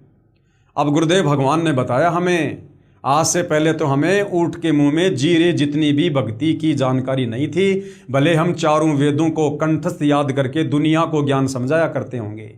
अब आकर गुरुदेव ने हमें यथार्थ भक्ति मार्ग बताया है, हमें यथार्थ ज्ञान बताया है। जो परमेश्वर अचल यानी कभी भी डगमग ना होने वाला, स्थायी तथा वास्तव में अविनाशी, गीता अध्याय 15 श्लोक नंबर 16-17 में भी प्रमाण है। जगत गुरु आत्माधार, जो पूर्ण मुक्त होकर सतलोक गए हैं, उनको सतलोक ले जाने वाला, सर्व ब्रह्मांडों का रचनहार, काल ब्रह्म की तरह धोखा न देने वाला। अब काल ब्रह्म की तरह धोखा ना देने वाला क्यों कहा गया है कबीर परमात्मा को? क्योंकि काल ने हमारे को धोखा दिया कि मैंने पिताजी से 21 ब्रह्मांड प्राप्त कर लिए, वहाँ मैं ऐसी ऐसी रचना करूँगा, तुम्हें इतने सुख दूंगा, वहाँ पर झरने बनाऊंगा, फलाना दिखना, मौज करेंगे, मस्ती करेंगे, कोई दुख नहीं होगा। ये काल हमें सतलोक से धोखा देकर, लोभ लालच देकर यहाँ पर लाया। तो यहाँ पर यह कहा गया है कि वो पूर्ण परमात्मा कबीर साहब वो क्षर पुरुष यानी काल की तरह धोखा देने वाला नहीं है। तो आज हमें गुरुदेव भगवान जो जानकारी दे रहे हैं कि बच्चों अब तुम वापस सतलोक चलो, तुम्हें वहां पर सारे सुख मिलेंगे, जिन सुखों का लालच देकर ये काल तुम्हें यहां ले आया। तो अब हमें कोई धोखा नहीं है। पूर्ण परमात्मा कबीर साहब जो बात हमें बता रहे हैं, हमें ज्यों का त्यों ही सतलोक में मिलेगा, और सारा का सारा प्रमाण इन शास्त्रों में भी है। सर्व ब्रह्मांडों का रचनहार काल ब्रह्म की तरह धोखा न देने वाला, जो का त्यों वह स्वयं कबीर देव अर्थात कबीर प्रभु है। यही परमेश्वर सर्व ब्रह्मांडों व प्राणियों को अपनी शब्द शक्ति से उत्पन्न करने के कारण जनिता यानी माता भी कहलाता है। यही कबीर परमात्मा वास्तव में हम सभी की माँ है, जिन्होंने सर्वप्रथम सतलोक में अपने शरीर से अपनी वचन शक्ति से आप और हम सभी आत्माओं को उत्पन्न किया। तथा पितरम यानी पिता तथा बंधु भाई भी वास्तव में यही है, तथा देव यानी परमेश्वर भी यही है। इसलिए इसी कबीर देव कबीर परमेश्वर की स्तुति किया करते हैं। तमेव माता च पिता तमेव, तमेव बंधु च सखा तमेव, तमेव विद्या च द्रविणम तमेव, तमेव सर्व मम देव देव। कि हे कबीर परमात्मा, हे मेरे गुरुदेव भगवान, आप ही मेरी असल में माँ हो, क्योंकि सर्वप्रथम आप ही के वचन से मुझ आत्मा की उत्पत्ति हुई। आप ही मेरे पिता हो, वह पिता तमेव, क्योंकि आप ही ने मेरा सतलोक में पालन पोषण किया, मुझे प्यार दिया। तमेव बंधु च सखा तमेव, एक भाई और एक सखा एक मित्र भी आप ही वास्तव में हो। तमेव विद्या च द्रविणम तमेव, आप ही से मुझे ज्ञान प्राप्त हुआ है, और द्रविणम यानी मेरा धन भी असल में आप ही हो। तमेव सर्व मम देव देव, आप ही मेरे सभी देव हो। आप ही मेरे ब्रह्मा, आप ही मेरे विष्णु, आप ही मेरे महेश, आप ही मेरे सब कुछ हो। तमेव सर्व मम देव देव। गुरुर ब्रह्मा गुरुर विष्णु गुरुर देव महेश्वर, गुरुर साक्षात पार ब्रह्म, तस्मै श्री गुरुवे नमः। इसी परमेश्वर की महिमा का पवित्र ऋग्वेद मंडल नंबर 1 सूक्त नंबर 24 में भी विस्तृत वर्णन है। आगे भाई और बहनों, पवित्र ऋग्वेद में सृष्टि रचना का प्रमाण है, यानी चारों वेदों में एक वेद जो ऋग्वेद है, जिन वेदों को हम सत्य मानते हैं, पूरे विश्व का प्राणी वेदों को सत्य मानता है। जो लोग हिंदू धर्म से संबंधित नहीं हैं वो लोग भी वेदों को परम सत्य मानते हैं। तो जो सृष्टि रचना अभी तक हमने केवल मौखिक सुनी है, इस पवित्र पुस्तक ज्ञान गंगा में लिखी हुई पढ़ी है, जो परमेश्वर रामपाल जी ने लिखी है, हमें किसी प्रकार की कोई शंका ना हो, कोई संशय ना हो, तो हमारे धर्मशास्त्रों में इस सृष्टि रचना का कहाँ कहाँ प्रमाण है हमारे विश्वास के लिए, ताकि हम दृढ़ होकर भक्ति मार्ग पर लग सकें, आत्मा का कल्याण करवा सकें। इसलिए गुरुदेव भगवान इन धर्मशास्त्रों से सृष्टि रचना का ये प्रमाण दे रहे हैं। तो चारों वेदों में से एक वेद पवित्र ऋग्वेद में सृष्टि रचना का कहाँ और क्या प्रमाण है। ऋग्वेद मंडल नंबर 10 सूक्त नंबर 90 मंत्र नंबर 1। ये श्लोक आप जियों के सामने है, देख सकते हो। साथ में प्रत्येक शब्द का गुरुदेव भगवान ने हिंदी में अनुवाद भी किया हुआ है। हम सीधा सीधा इसके भावार्थ पर चलेंगे कि ये श्लोक क्या कह रहा है सृष्टि रचना को लेकर। इस मंत्र में विराट यानी काल ब्रह्म का वर्णन है, यानी महाभारत के युद्ध में जो विराट रूप दिखाया था इस ब्रह्म ने, इस काल ने श्री कृष्ण जी के शरीर में प्रेत की तरह प्रवेश करके अर्जुन को, यहाँ पर उसका जिक्र है। इस मंत्र में विराट काल ब्रह्म का वर्णन है। गीता अध्याय 10-11 में भी इसी काल ब्रह्म का ऐसा ही वर्णन है। तथा अध्याय 11 मंत्र नंबर 46 में अर्जुन ने कहा कि हे सहस्त्राबाहु यानी हजारों हाथ वाले भगवान, अर्थात हजार भुजा वाले, आप अपने चतुर्भुज रूप में दर्शन दीजिए। अब भाई और बहनों, हजार भुजा सहस्त्राबाहु वाला भगवान, हजार भुजा वाला भगवान तो 21 ब्रह्मांड में केवल ये काल है जिसकी 1000 भुजा हैं, जो अभी आप और हमने ये पढ़ा। जिसके हजारों हाथ पैर, हजारों आंखें कान आदि हैं, वह विराट रूप काल यानी क्षर पुरुष अपने अधीन सर्व प्राणियों को पूर्ण काबू करके, अर्थात 20 ब्रह्मांडों को गोलाकार परिधि में रोककर और स्वयं इनसे ऊपर अलग 21वें ब्रह्मांड में बैठा है। उसके बाद ऋग्वेद मंडल 10 सूक्त 90 मंत्र 2 में सृष्टि रचना को लेकर क्या प्रमाण है। संस्कृत में श्लोक आप जियों के सामने है। प्रत्येक शब्द का गुरुदेव ने हिंदी में अनुवाद भी किया हुआ है। हम सीधे सीधे भावार्थ पे चलेंगे। उससे पहले भाई और बहनों, ये देखिएगा, जो गीता जी अध्याय नंबर 15 श्लोक नंबर 104 में पूर्ण संत, तत्वदर्शी संत की पहचान बताई गई है कि जो उल्टे लटके संसार रूपी पेड़ यानी वृक्ष के सभी भागों को, और जो ठीक ठीक बता दे कि जड़ कौन भगवान है, उस पेड़ का वो तना कौन भगवान है, डार कौन भगवान है, 3 शाखा कौन भगवान है और वो पत्ते क्या हैं, समझो वो तत्वदर्शी संत है, वो पूर्ण संत है। तो ये संसार रूपी एक उल्टे लटके हुए पीपल के पेड़ का ये चित्र है। जो महापुरुष, जो संत इसके प्रत्येक भाग को समझा देगा, वो असल में तत्वदर्शी संत होगा। ये गीता अध्याय 15 श्लोक नंबर 104 और श्लोक नंबर 16 और 17 में लिखा हुआ है। तो भाई और बहनों, सतयुग से लेकर वर्तमान समय तक सतगुरु रामपाल जी के अलावा किसी ने भी उल्टे लटके संसार रूपी वृक्ष की इस प्रकार से ये चित्र बनाकर आज तक व्याख्या नहीं की है। तो सतगुरु रामपाल जी के अलावा और कोई तत्वदर्शी संत संसार में नहीं है, और तत्वदर्शी संत के रूप में खुद कबीर भगवान ही धरती पर आते हैं। तो ये एक पीपल का पेड़ का ये चित्र बना रखा है। ये है जड़, ये उल्टा लटका हुआ पीपल का पेड़ है, यानी जो सृष्टि की रचना है वो सेम टू सेम इसी प्रकार से है। सबसे ऊपर ही ऊपर के लोक में कौन रहता है? कबीर परमात्मा जी रहते हैं। सबसे ऊपर के लोक में सर्वप्रथम परमात्मा कहाँ रहा करते थे? अनामी लोक में, जिसमें परमात्मा अकेले थे, जहां बैठकर परमात्मा ने नीचे के 3 लोकों की रचना की थी, अगम लोक की, अलख लोक की और शतलोक की। तो ये जो परमात्मा ने जो संसार बनाया है, जो सृष्टि जो बनाई है, तो सर्वप्रथम ये परमात्मा जी कबीर भगवान, एक तो खाली चित्र है, ये तो खाली एक बनावटी है फोटो, केवल हमें समझाने के लिए, हमारे को बताने के लिए। यदि इस फोटो की जगह सतगुरु रामपाल जी की फोटो लगा दी जाए तो शायद हमारे गले बात ना उतरे। इसलिए जो फोटो, जो कबीर जी का जो एक बनावटी फोटो समाज में जो एक छाया हुआ है, उसी आधार से आपको समझाने का प्रयास किया गया है। तो ये जो जड़ है संसार रूपी पेड़ की, ये कबीर परमात्मा जी हैं जो अपने ऊपर के लोकों में बैठे रहते हैं, अनामी लोक में, अगम लोक में, अलख लोक में और शतलोक में। तो सृष्टि की रचना किसने की? कबीर परमात्मा जी ने की। जो जड़ है, यानी ये जो जड़ है, इन जड़ों से ही इस पेड़ को पोषण मिलता है। यानी यही कबीर परमात्मा फिर नीचे के सभी लोकों में प्रवेश करके सबका पालन पोषण, सबका धारण पोषण करता है।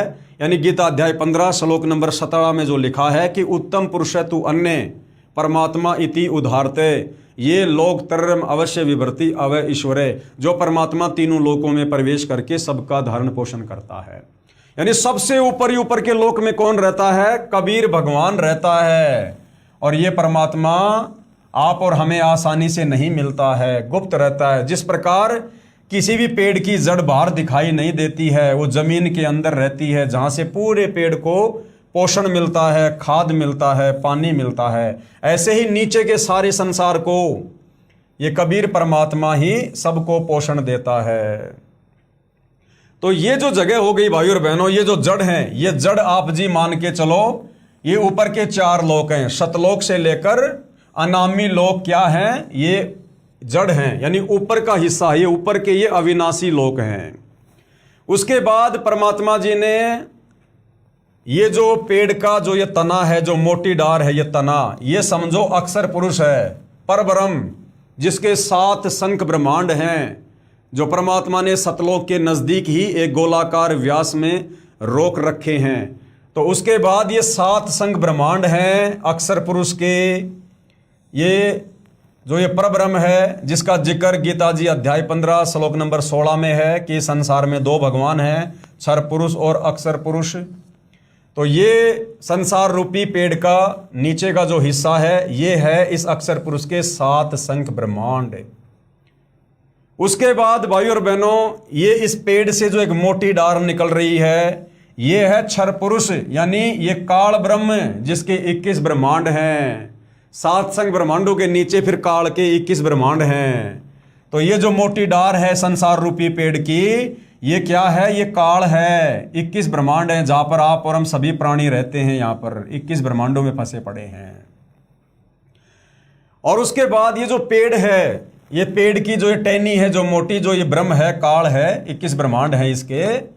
इसने फिर 3 जो बेटे जो उत्पन्न किए थे, यानी इस डारी से जो 3 ये शाखाएं निकल रही हैं, 3 जो शाखाएं निकल रही हैं, ये 3 शाखाएं क्या हैं? ये ब्रह्मा विष्णु महेश हैं, तीनों देवता हैं। इस काल के 3 पुत्र हैं, इस पेड़ की 3 शाखाएं। और इन तीनों शाखाओं ब्रह्मा विष्णु महेश के नीचे फिर जो ये पत्ते हैं पेड़ के, ये कौन है? ये आप और हम सभी जीव हैं, आम प्राणी हैं, मानव शरीरधारी स्त्री पुरुष हैं, गधे कुत्ते सूअर हैं। जो ब्रह्मा विष्णु महेश के तीनों इन गुणों से हम सभी क्या हैं? हम सभी जो है वो प्रभावित हैं। ब्रह्मा जी के रजोगुण से हम सभी ये पत्ते रूपी इंसान, जीव जंतु, हम सभी संतान उत्पत्ति करते हैं। और विष्णु जी के सतोगुण के प्रभाव से हम सभी ये पत्ते रूपी इंसान, ये प्राणी, हम सब एक दूसरे से मोह ममता में बंधे हुए हैं। और शंकर जी के तमोगुण के प्रभाव से हम सभी जीव, हम प्राणी, मानव शरीरधारी जो भी हैं, हम आपस में राग द्वेष ईर्ष्या मन मुटाव लड़ाई झगड़ा। तो ये है संसार रूपी पेड़, जो गीता अध्याय 15 श्लोक नंबर 1 से 4 और श्लोक नंबर 16 से 17 में बताया गया है। और कहा गया है कि जो संत, जो महापुरुष इस संसार रूपी उल्टे लड़के पीपल की वृक्ष को, कि इसकी जड़ कौन भगवान है, इसकी जड़ कौन भगवान है, और ये जो ये तना है ये कौन भगवान है, और ये जो डार है मोटी डार ये कौन भगवान है, और ये जो शाखाएं हैं 3, ये ब्रह्मा विष्णु महेश रूपी शाखा ये कौन है, और ये पात रूप संसार कौन है, ये पत्ते रूपी कौन है, ये आप और हम सभी जीव हैं। जो इस प्रकार से इस पेड़ को समझा देगा, स वेद विद, यानी शास्त्रों से, गीता जी से, वो तत्वदर्शी संत होगा। और तत्वदर्शी संत की भूमिका खुद कबीर भगवान खुद ही निभाता है। तो इस प्रकार से भाइयों और बहनों पूरी सृष्टि की रचना हो रखी है। ये उल्टा रूपी संसार रूपी जो है ये पेड़ है। सबसे ऊपर ये 4 लोक हैं जो कबीर भगवान ने ऊपर के 4 लोकों की जो रचना की थी। ये ऊपर के 4 लोक हैं, ये अनामी लोक, अलख लोक, अगम लोक और शतलोक। और यहाँ पर कबीर परमात्मा जी स्वयं बैठे होते हैं। ये जो पेड़ का मोटा जो तना है ये अक्षर पुरुष है, परब्रह्म है, जिसके सात संग ब्रह्मांड हैं। उसके नीचे अक्षर पुरुष के सात संग ब्रह्मांडों के नीचे काल के 21 ब्रह्मांड हैं। ये जो डार है ये काल है, और इस डार से जो 3 शाखाएं निकल रही हैं ये काल के तीनों बेटे ब्रह्मा विष्णु महेश हैं। और ब्रह्मा विष्णु महेश से फिर आगे का पूरा संसार, तीनों लोक, पृथ्वी पाताल स्वर्ग, ये काल संचालित करता है। तो भाइयों और बहनों, परमात्मा जी के अलावा अपने द्वारा रची गई सृष्टि को इस प्रकार से व्याख्या करके कोई नहीं समझा सकता। तो मन में कोई संशय नहीं होना चाहिए कि सतगुरु रामपाल जी कोई आम व्यक्ति होंगे, आम संत होंगे, आम कोई गुरुजी होंगे। ये स्वयं कबीर भगवान है। तो जो श्लोक अभी हमने पढ़ा, यानी ऋग्वेद में भी सृष्टि रचना को लेकर कहाँ क्या जिक्र है, तो ऋग्वेद मंडल 10 सूक्त 90 मंत्र 1 ये श्लोक आप जियों के सामने है। प्रत्येक शब्द का हिंदी में अनुवाद है। हम सीधा सीधा इसके भावार्थ पर चलेंगे कि सृष्टि रचना के विषय में क्या कुछ कहा गया है। इस मंत्र में परब्रह्म यानी अक्षर पुरुष का विवरण है, जो कुछ भगवान वाले लक्षणों से युक्त है, परंतु इसकी भक्ति से भी पूर्ण मोक्ष नहीं है। परब्रह्म के लोक में जो प्राणी उस परब्रह्म के मंत्र का जाप करते हैं, सोहम का, उससे भी पूर्ण मुक्ति नहीं है। इसलिए इसे संदेह युक्त मुक्तिदाता कहा है, संदेह युक्त भगवान कहा है कि अक्षर पुरुष के मंत्र से भी सतलोक नहीं जाया जा सकता। इसे कुछ भगवान के गुणों युक्त इसलिए कहा है कि ये काल की तरह तपस्या पर भून कर नहीं खाता, परंतु इस परब्रह्म यानी अक्षर पुरुष के लोक में भी प्राणियों को परिश्रम यानी मेहनत करके कर्म आधार पर ही फल प्राप्त होता है। यानी वहाँ भी लोग खेतीबाड़ी करते हैं, काम धंधा करते हैं, व्यापार करते हैं, मजदूरी करते हैं। सेम टू सेम ऐसी सृष्टि जो यहाँ 21 ब्रह्मांड में है, जैसे आप और हम काम धंधा करके अपना पेट भर रहे हैं, ऐसे ही परमात्मा वहाँ भी उनका पेट भरता है। तथा अन्न से ही सर्व प्राणियों के शरीर विकसित होते हैं। जन्म तथा मृत्यु का समय भले ही काल पुरुष से अधिक है, परंतु फिर भी उत्पत्ति, प्रलय तथा 84 लाख योनियों में यातना बनी रहती है। सेम टू सेम वही प्रक्रिया है। जैसे काल यहाँ अपने तीनों पुत्रों ब्रह्मा विष्णु महेश को पैदा करके उनके हाथों में सृष्टि की कमान देकर खुद ऊपर 21वें ब्रह्मांड में जा बैठा, इसी प्रकार से वो अक्षर पुरुष है, उसने भी अपने संतान उत्पन्न की, उन्हीं के माध्यम से अपना कार्य करवाता है। और जैसे यहाँ पर कोई प्रधानमंत्री है, राष्ट्रपति है, एमएलए है, सरपंच है, इसी प्रकार से परब्रह्म के सातसंग ब्रह्मांडों में भी सारी व्यवस्था बनी हुई है। बस वहाँ पर केवल तपस्या नहीं है, बाकी जन्म मरण, आंख फूटना, एक्सीडेंट होना, पैर कटना, लड़ाई झगड़ा, मनमुटाव, धोखाधड़ी, राग द्वेष, ईर्ष्या, कोई आग में मर जाना, कोई छत से गिर के मर जाना है, चोरी जारी डकैती, सारे काम, स्वर्ग नरक, 84 लाख योनियाँ, गधे कुत्ते सुअर, मक्खी मच्छर, गंदे नाले का कीड़ा, सारे कष्ट बाकी वहाँ पर भी ज्यों के त्यों हैं, क्योंकि उन आत्माओं ने भी वही गलती करी थी जो गलती हम आत्माओं ने की थी, अपने परमपिता परमेश्वर से आस्था हटाकर और एक जीव के ऊपर आस्था लगाना। मंडल 10 सूक्त 90 मंत्र 3 यानी यजुर्वेद मंडल 10 सूक्त 90 मंत्र 3 में भी सृष्टि रचना को लेकर प्रमाण है। ये संस्कृत में श्लोक आप जियों के समक्ष है। गुरुदेव ने प्रत्येक शब्द का हिंदी में अनुवाद करके समझाया हुआ है। हम सीधे सीधे भावार्थ पे चलेंगे। भावार्थ, इस ऊपर के मंत्र 2 में वर्णित अक्षर पुरुष यानी परब्रह्म की तो इतनी ही महिमा है कि भाई उसके पास तो केवल 7 संग ब्रह्मांड हैं बस, तथा वह पूर्ण पुरुष कबीर देव तो इससे भी बड़ा है, और कबीर भगवान तो इन सब से बड़ा है, अर्थात सर्वशक्तिमान है, तथा सारे ब्रह्मांड उसी के अंश मात्र पर ठहरे हैं। अंश मात्र पर यानी कबीर परमात्मा इतने सर्वशक्तिमान हैं कि इस पर ब्रह्म के 7 संग ब्रह्मांड और काल के 21 ब्रह्मांड, ये तो ऊपर के जो 4 लोक हैं, अविनाशी लोक, शतलोक, अगम लोक, अनामी लोक, तो शतलोक में जो एक द्वीप है, एक द्वीप से भी थोड़ा व्यास, थोड़ी जगह इन ब्रह्मांडों की है। यानी वो परमात्मा इतना सर्वशक्तिमान है। और ये एक काल के 21 ब्रह्मांड, अक्षर पुरुष के 7 संग ब्रह्मांड, और ऊपर के 4 लोक जिनकी सीमा का कोई वारन पार ही नहीं है, कहते हैं वो तो इस कबीर भगवान के अंश मात्र के ऊपर ठहरे हुए हैं, अंश मात्र के ऊपर जाके अर्ध रूम पर शकल पसारा, ऐसा पूर्ण ब्रह्म हमारा। उस कबीर परमात्मा के आधे बाल के ऊपर भी, यानी उस कबीर परमात्मा के आधे बाल के ऊपर समझो ये सारी सृष्टि ठहरा सकते हो। वो भगवान इतना विशाल है, इतना सर्वशक्तिमान है, जिसकी महिमा करके, जिसकी भक्ति करके आज जो सतगुरु रूप में धरती पर प्रकट हैं, जिनकी भक्ति करके हम सतलोक जा सकते हैं, वो इतना समर्थ है।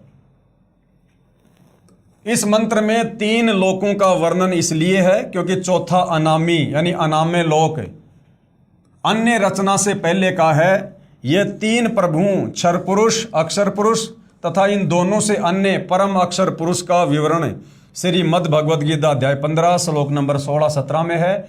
इसी का प्रमाण आदरणीय गरीबदास साहिब जी भी कहते हैं कि गरीब जाके अर्ध रूम पर, यानी जिस परमात्मा के आधे बाल के ऊपर शकल पसारा, यानी सारी सृष्टि ठहरी हुई है, ऐसा पूर्ण ब्रह्म हमारा। ऐसे हो कबीर परमात्मा सतगुरुदेव भगवान, इतने सर्वशक्तिमान हैं। गरीब अनंत कोटि ब्रह्मांड का एक रति नहीं भार।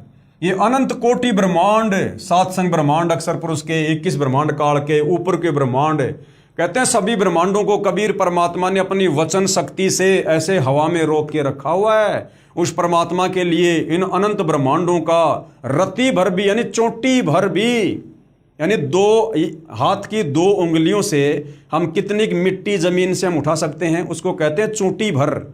उस परमात्मा के लिए तो इतना भी वजन नहीं है, यानी आधा ग्राम वजन भी नहीं है उस परमात्मा के लिए, जो इतने सारे ब्रह्मांड, सारी सृष्टि को परमात्मा ने हवा में रोक रखा है।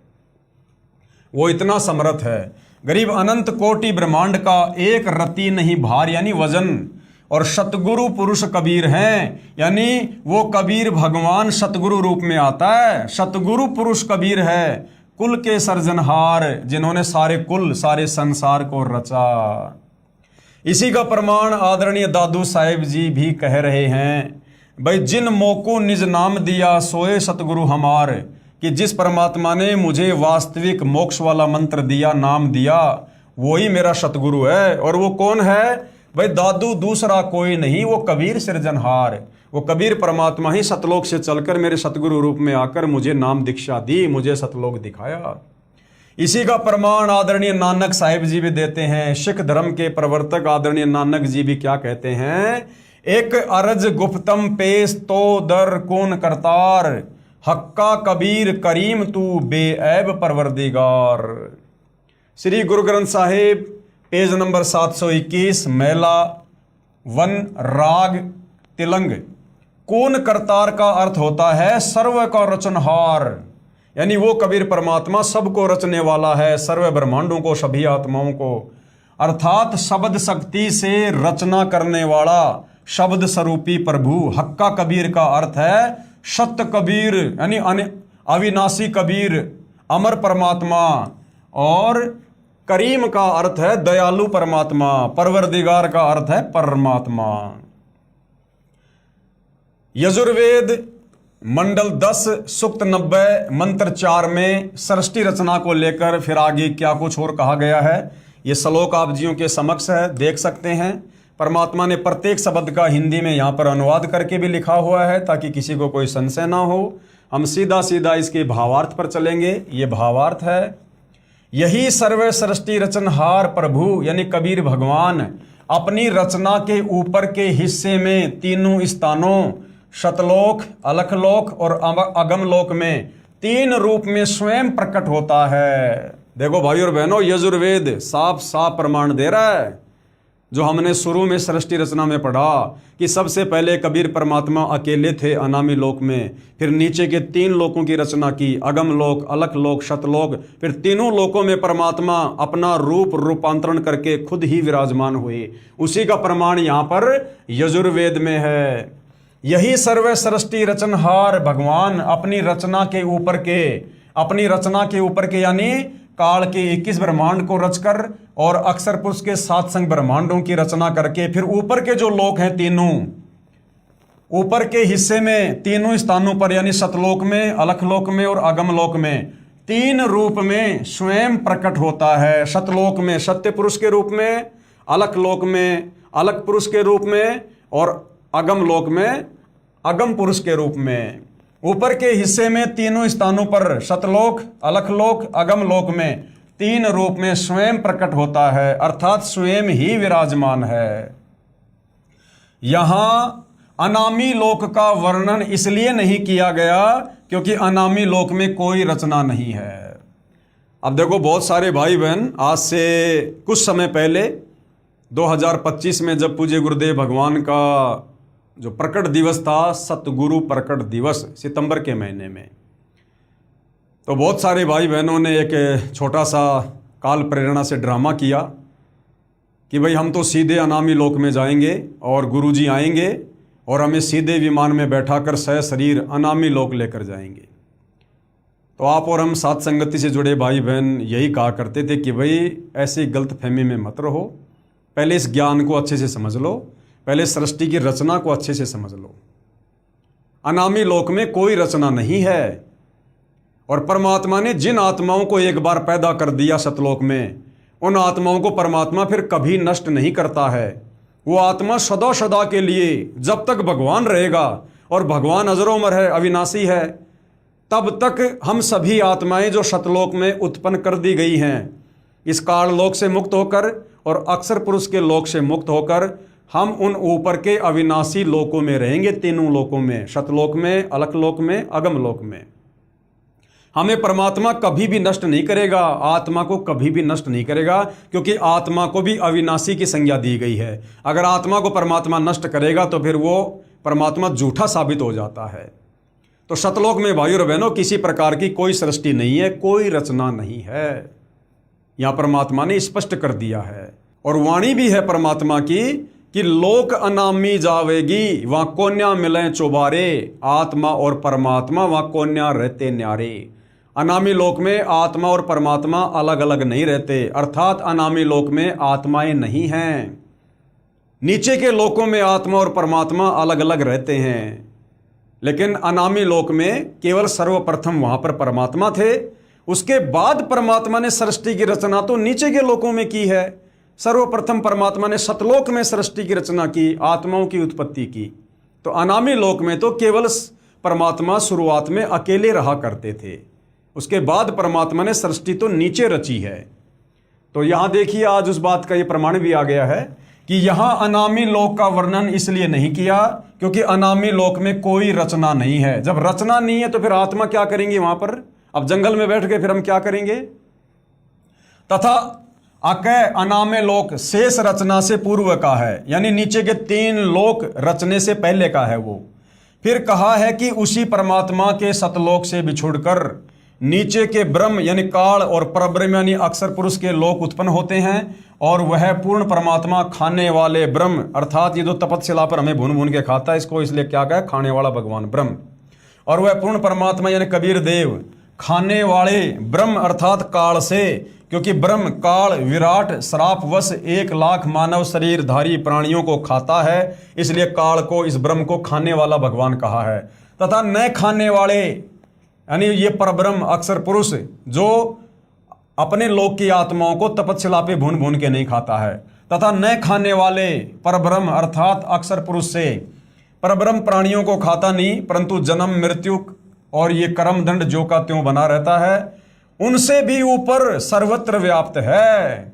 यानी कबीर परमात्मा तो इन दोनों भगवानों क्षर पुरुष और अक्षर पुरुष से भी ऊपर सर्वत्र व्याप्त है। तथा इस पूर्ण परमात्मा की प्रभुता सर्व के ऊपर है। कबीर परमेश्वर ही कुल का मालिक है, जिसने अपनी शक्ति को सभी के ऊपर फैलाया है, जैसे सूर्य अपने प्रकाश को सभी के ऊपर फैलाकर प्रभावित करता है। ऐसे पूर्ण परमात्मा ने अपनी शक्ति रूपी रेंज यानी क्षमता को सर्व ब्रह्मांडों को नियंत्रित रखने के लिए छोड़ा हुआ है। जैसे मोबाइल फोन का टावर एक देशीय होते हुए यानी एक जगह होते हुए अपनी शक्ति अर्थात मोबाइल फोन की रेंज चारों ओर फैलाए रहता है, इसी प्रकार पूर्ण प्रभु कबीर देव ने अपनी निराकार शक्ति सर्वव्यापक की है, जिससे पूर्ण परमात्मा सर्व ब्रह्मांडों को एक स्थान पर बैठकर नियंत्रित रखता है। इसी का प्रमाण आदरणीय गरीबदास जी महाराज दे रहे हैं। अमृतवाणी राग कल्याण तीन चरण चिंतामणि साहेब शेष बदन पर छाए, और माता पिता कुल न बंधु ना किन जननी जाए। ऋग्वेद मंडल 10 सूक्त 90 मंत्र 5 में भी सृष्टि रचना को लेकर और बहुत सारी बातें लिखी हैं। संस्कृत में श्लोक आप जियों के सामने है, प्रत्येक शब्द का हिंदी में अनुवाद है। हम सीधा भावार्थ पे चलेंगे। उपरोक्त मंत्र 4 में वर्णित तीनों लोकों अगम लोक, अलख लोक तथा शतलोक की रचना के बाद पूर्ण परमात्मा ने ज्योति निरंजन यानी ब्रह्म यानी काल की उत्पत्ति की, अर्थात उसी सर्वशक्तिमान परमात्मा पूर्ण ब्रह्म यानी कबीर देव कबीर प्रभु से ही विराट अर्थात ब्रह्म यानी काल की उत्पत्ति हुई। यही प्रमाण गीता अध्याय 3 मंत्र 15 में है कि अक्षर पुरुष यानी वो परब्रह्म अर्थात अविनाशी प्रभु से ब्रह्म उत्पन्न हुआ। यही प्रमाण अथर्ववेद कांड 4 अनुवाक 1 सूक्त 3 में है कि पूर्ण ब्रह्म ने यानी कबीर देव ने ब्रह्म यानी काल की उत्पत्ति हुई। उसी पूर्ण ब्रह्म ने यानी कबीर देव ने भूमिम मानी भूमि आदि छोटे बड़े सर्व लोकों की रचना की। वह पूर्ण ब्रह्म इस विराट भगवान अर्थात ब्रह्म से भी बड़ा है यानी काल से भी बड़ा है, अर्थात इसका भी मालिक है। फिर ऋग्वेद मंडल 10 सूक्त 90 मंत्र 15, ये संस्कृत में श्लोक आप जियों के सामने है। प्रत्येक शब्द का हिंदी में गुरुदेव भगवान ने अनुवाद किया हुआ है, आप जी देख सकते हैं। हम सीधा भावार्थ पे चलते हैं। 7 संख्य ब्रह्मांड परब्रह्म के तथा 21 ब्रह्मांड ब्रह्म के हैं, जिनमें गोलाकार सीमा में बंद पाप कर्मों की आग में जल रहे प्राणियों को वास्तविक पूजा विधि बताकर सही उपासना करवाता है यानी सही भक्ति करवाता है, जिस कारण से बलि दिए जाने वाले पशु की तरह जन्म मृत्यु के काल ब्रह्म के खाने के लिए तपतशिला के कष्ट से पीड़ित भगतात्माओं को काल के कर्म बंधन के फैलाए जाल को तोड़कर बंधन रहित करता है, अर्थात बंधन छुड़वाने वाला बंदी छोड़ है। कौन? कबीर भगवान। इसी का प्रमाण पवित्र यजुर्वेद अध्याय 5 मंत्र 32 में भी है कि कबीर अंगारियसी यानी कबीर परमेश्वर, अंग यानी पाप का, अरि यानी शत्रु, असी मानी है यानी वो कबीर परमात्मा हमारे पाप कर्मों का शत्रु है, यानी अपनी सत भक्ति से हमारे पाप कर्मों को काटता है, अर्थात पाप विनाशक कबीर है। बम्भारी असी, बम्भारी यानी बंधन का शत्रु, अर्थात बंदी छोड़ कबीर परमेश्वर ही है। फिर ऋग्वेद मंडल 10 सूक्त 90 मंत्र 16 सृष्टि रचना के विषय में क्या कहता है, श्लोक आप जियों के सामने है। प्रत्येक शब्द का हिंदी में अनुवाद किया हुआ है। हम सीधे भावार्थ पे चलते हैं। जो निर्विकार जिन्होंने मांस शराब तमाकू सेवन करना त्याग दिया, यानी पूर्ण तत्वदर्शी संत की शरण में आकर जिन भगत आत्माओं ने सारे विकार त्याग दिए, यानी जो निर्विकार हो गए, जो हंस की श्रेणी में आ गए, काम क्रोध लोभ मोह अहंकार जिन्होंने त्याग दिए, क्योंकि परमात्मा कहते हैं कि कामी क्रोधी लालची इनसे भक्ति ना होए, भक्ति करे कोई सूरमा जात वर्ण कुल खोए। तो यहाँ क्या कहा जा रहा है? जो निर्विकार जिन्होंने मांस शराब तंबाकू सेवन करना त्याग दिया है तथा अन्य बुराइयों से रहित हैं, चोरी जारी ठगी धोखाधड़ी इन सब से दूर हैं, और देव स्वरूप भगत आत्माएं शास्त्र विधि रहित पूजा को त्याग कर और शास्त्र अनुकूल साधना करते हैं, वे भक्ति की कमाई से धनी होकर काल के ऋण यानी उस कर्जे से मुक्त होकर अपनी सत्य भक्ति की कमाई के कारण उस सर्व सुखदायी परमात्मा को प्राप्त करते हैं, अर्थात सतलोक चले जाते हैं, अर्थात सतलोक चले जाते हैं, जहां पर सर्वप्रथम रची सृष्टि के देव स्वरूप अर्थात पाप रहित हंस आत्मा रहती हैं। कहाँ चले जाएंगे? सतलोक, जिस सतलोक में पाप रहित हंस आत्माएं रहती हैं।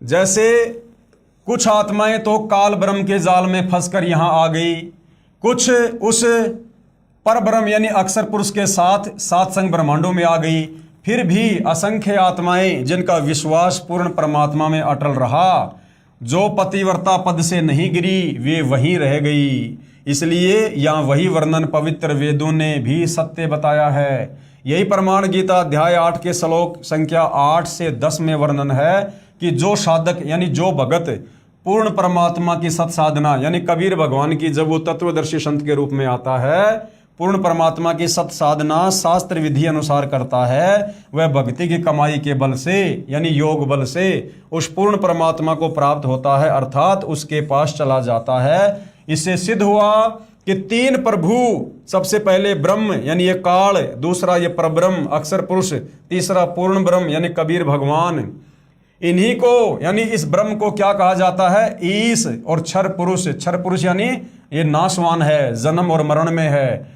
दूसरा ये परब्रह्म, इसको क्या कहा जाता है? अक्षर पुरुष और अक्षर ब्रह्मेश्वर। तथा तीसरा है पूर्ण ब्रह्म यानी कबीर परमात्मा। इनके भी उपमात्मक नाम है, जैसे परम अक्षर ब्रह्म, परमेश्वर, सत्य पुरुष आदि आदि पर्यायवाची शब्दों से जाना जाता है। यही प्रमाण ऋग्वेद मंडल 9 सूक्त 96 मंत्र 17 से 20 में स्पष्ट है कि पूर्ण परमात्मा कबीर देव यानी कबीर परमेश्वर शिशु रूप धारण करके यानी छोटे बच्चे का रूप धारण करके प्रकट होता है तथा अपना निर्मल ज्ञान यानी तत्व ज्ञान अर्थात तत्व ज्ञान कबीर गिरभी यानी कबीर वाणी के द्वारा अपने अनुयायियों को बोल बोल कर वर्णन करता है। जैसे परमात्मा ने सतयुग में किया, त्रेता में किया, द्वापर में किया, 650 साल पहले कबीर नाम से आकर कबीर वाणी के माध्यम से किया, कबीर सागर लिखवाया, फिर गरीबदास जी के रूप में आकर किया और वर्तमान में सतगुरु रामपाल जी के नाम से आकर सत्संग करके हमें सुना रहे हैं। वह कबीर देव कबीर परमेश्वर ब्रह्म यानी क्षर पुरुष के धाम यानी 21 ब्रह्मांड तथा पर ब्रह्म यानी अक्षर पुरुष के धाम यानी 7 संग ब्रह्मांड से भिन्न जो पूर्ण ब्रह्म परम अक्षर पुरुष का तीसरा रित धाम यानी सतलोक है, उसमें आकार में विराजमान है, सहशरीर है, मानव सदृश है तथा सतलोक से चौथा अनामी लोक है, उसमें भी यही कबीर देव कबीर परमेश्वर अनामी पुरुष रूप में मनुष्य सदृश आकार में विराजमान है। अब आगे भाइयों और बहनों, जो सृष्टि रचना हमने इस पवित्र आध्यात्मिक पुस्तक ज्ञान गंगा में जो कि परमेश्वर रामपाल जी के द्वारा लिखी गई है, इस पवित्र पुस्तक ज्ञान गंगा में लिखी सृष्टि रचना का समर्थन ये पवित्र श्रीमद् देवी महापुराण यानी जिसको दुर्गा पुराण भी कहते हैं, इसमें भी ज्यों का त्यों लिखा हुआ है। यानी किसी को शंका ना हो कि ज्ञान गंगा पुस्तक में जो सृष्टि रचना लिखी है भाई वो तो बनावटी होगी या वैसे लिख दी होगी। तो हमारे धर्मशास्त्र अभी केवल हिंदू समाज के जो धर्मशास्त्र हैं, वैसे तो ये सारे विश्व के हैं, किसी एक धर्म विशेष के शास्त्र नहीं है। चारों वेद गीता जी ये सर्व मानव समाज के लिए हैं, पूरे विश्व के लिए हैं। लेकिन इस काल ने हमारे को अलग अलग धर्मों में बांट दिया, तो हम लोगों ने अपनी नादानी के चलते शास्त्रों को भी अलग अलग बांट लिया। तो विशेषकर जो हिंदू समाज के जो ये 18 पुराण हैं और चारों वेद हैं, गीता जी हैं, इनमें भी सृष्टि रचना का समर्थन जो सृष्टि रचना सतगुरु रामपाल जी ने 5वें वेद सूक्ष्म वेद से बताई है, ज्यों का त्यों समर्थन हमारे धर्म ग्रंथ कर रहे हैं। तो श्रीमद् देवी महापुराण यानी दुर्गा पुराण में सृष्टि रचना का प्रमाण है, ताकि विशेषकर हिंदू समाज से जुड़े भाई बहनों को, श्रद्धालुओं को इस बात पर विश्वास हो कि वास्तव में हम तो यहाँ काल के 21 ब्रह्मांडों में चाहे राजा बन के बैठे हैं, चाहे ब्रह्मा विष्णु महेश या देव पद प्राप्त हैं, हम यहाँ पर कहर भोग रहे हैं, हम यहाँ पर जेल काट रहे हैं।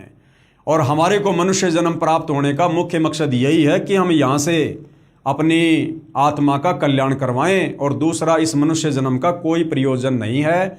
और काल हमें बिना तत्व ज्ञान के, बिना सतगुरु के हमें इसी प्रकार से इन झूठे सुखों में उलझा के रखना चाहता है, ताकि ये मनुष्य जन्म जो इस काल के द्वारा देना इसकी मजबूरी है, क्योंकि परमात्मा ने विधान बना रखा है कि भैया 84 लाख योनियों का कष्ट भोगने के बाद तूने इन आत्माओं को एक मनुष्य जन्म देना पड़ेगा।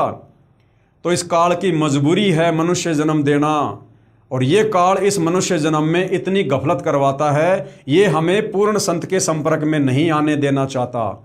अपने नकली संत आचार्य शंकराचार्य मुल्ला मौलवी पोप पादरी ये भेज कर हमें शत भक्ति से दूर करता है और शास्त्र विरुद्ध साधना पर लगा के रखता है।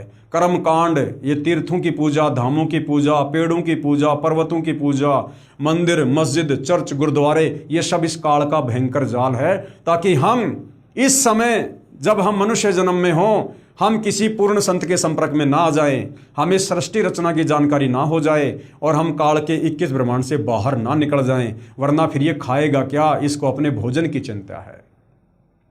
इसलिए भाइयों और बहनों, ये इतना चिंतित रहता है और हमें भक्ति से दूर बैठा के रखता है। लेकिन वो दयालु परमात्मा, रहनुमा परमात्मा, वो करीम अल्लाह, सारी सृष्टि का मालिक, कबीर देव, कबीर भगवान, जिनके हम सभी संतान हैं, वो परमेश्वर आप और हम पर दया युक्त होकर और एक तत्वदर्शी संत का चोला धारण करके अपने तेजोमय शरीर को हल्का करके परमात्मा यहाँ पर मनुष्य दृश्य रूप में प्रकट होता है और हमें अपने सतज्ञान से परिचित करवाता है, हमें ज्ञान सुनाता है, सृष्टि रचना बताता है और हमारी आत्मा में कोई संशय ना हो इसके लिए सर्व धर्म शास्त्रों से प्रमाणित भी करता है। और जो अधिकारी आत्मा होती हैं, जिनका इस काल के लोक से झंझट समाप्त होना होगा, उन आत्माओं को परमेश्वर अवश्य अपना ज्ञान समझाते हैं, उनकी बुद्धि अवश्य उनके संस्कारवश ओपन होती है और वो आत्माएं अपनी आत्मा का कल्याण करवा लेती हैं। तो आप सभी भाई बहनों से प्रार्थना है, विनती है, अगर किसी के संस्कार कमज़ोर हैं, समझ में नहीं आ रही ये बात, तो वर्तमान में संस्कारों को मजबूत बनाया जा सकता है, क्योंकि संस्कार मजबूत बनते हैं पूर्ण संत की शरण में आकर शास्त्र अनुकूल सत भक्ति करने से। तो आज मौका है सतगुरु रामपाल जी के ज्ञान को जैसा भी आपको समझ में आ रहा है थोड़ा बहुत समझकर और तुरंत सतगुरु रामपाल जी से दीक्षा प्राप्त करें और आगे भक्ति मार्ग में कदम बढ़ाएं, ताकि भाई और बहनों ये असंख्य जन्मों का कष्ट हमारा समाप्त हो सके। तो भाई और बहनों, आज के इस वीडियो में केवल इतना ही, जो पवित्र पुस्तक ज्ञान गंगा के ऊपर बनाए जा रहे हैं। सृष्टि रचना का ये प्रकरण चल रहा है, तो अगली वीडियो में हम सृष्टि रचना का हमारे धर्मशास्त्रों में कहाँ जो है सबूत है, प्रमाण है, वो हम श्री पवित्र मद देवी महापुराण में देखेंगे, समझेंगे और हमारे विश्वास को हम दृढ़ करेंगे। तो आज के वीडियो में केवल इतना ही। पूज्य गुरुदेव भगवान हम सभी को आशीर्वाद दे, आज्ञा दे, सद्बुद्धि दे, हमारा मार्गदर्शन करें, हमें भ्रमने भटकने से बचाएं और इस पवित्र पुस्तक ज्ञान गंगा के अनमोल तत्व ज्ञान को हमें समझने की शक्ति प्रदान करें, आशीर्वाद दें। बंदी छोड़ सतगुरु रामपाल जी परमेश्वर जी की जय हो।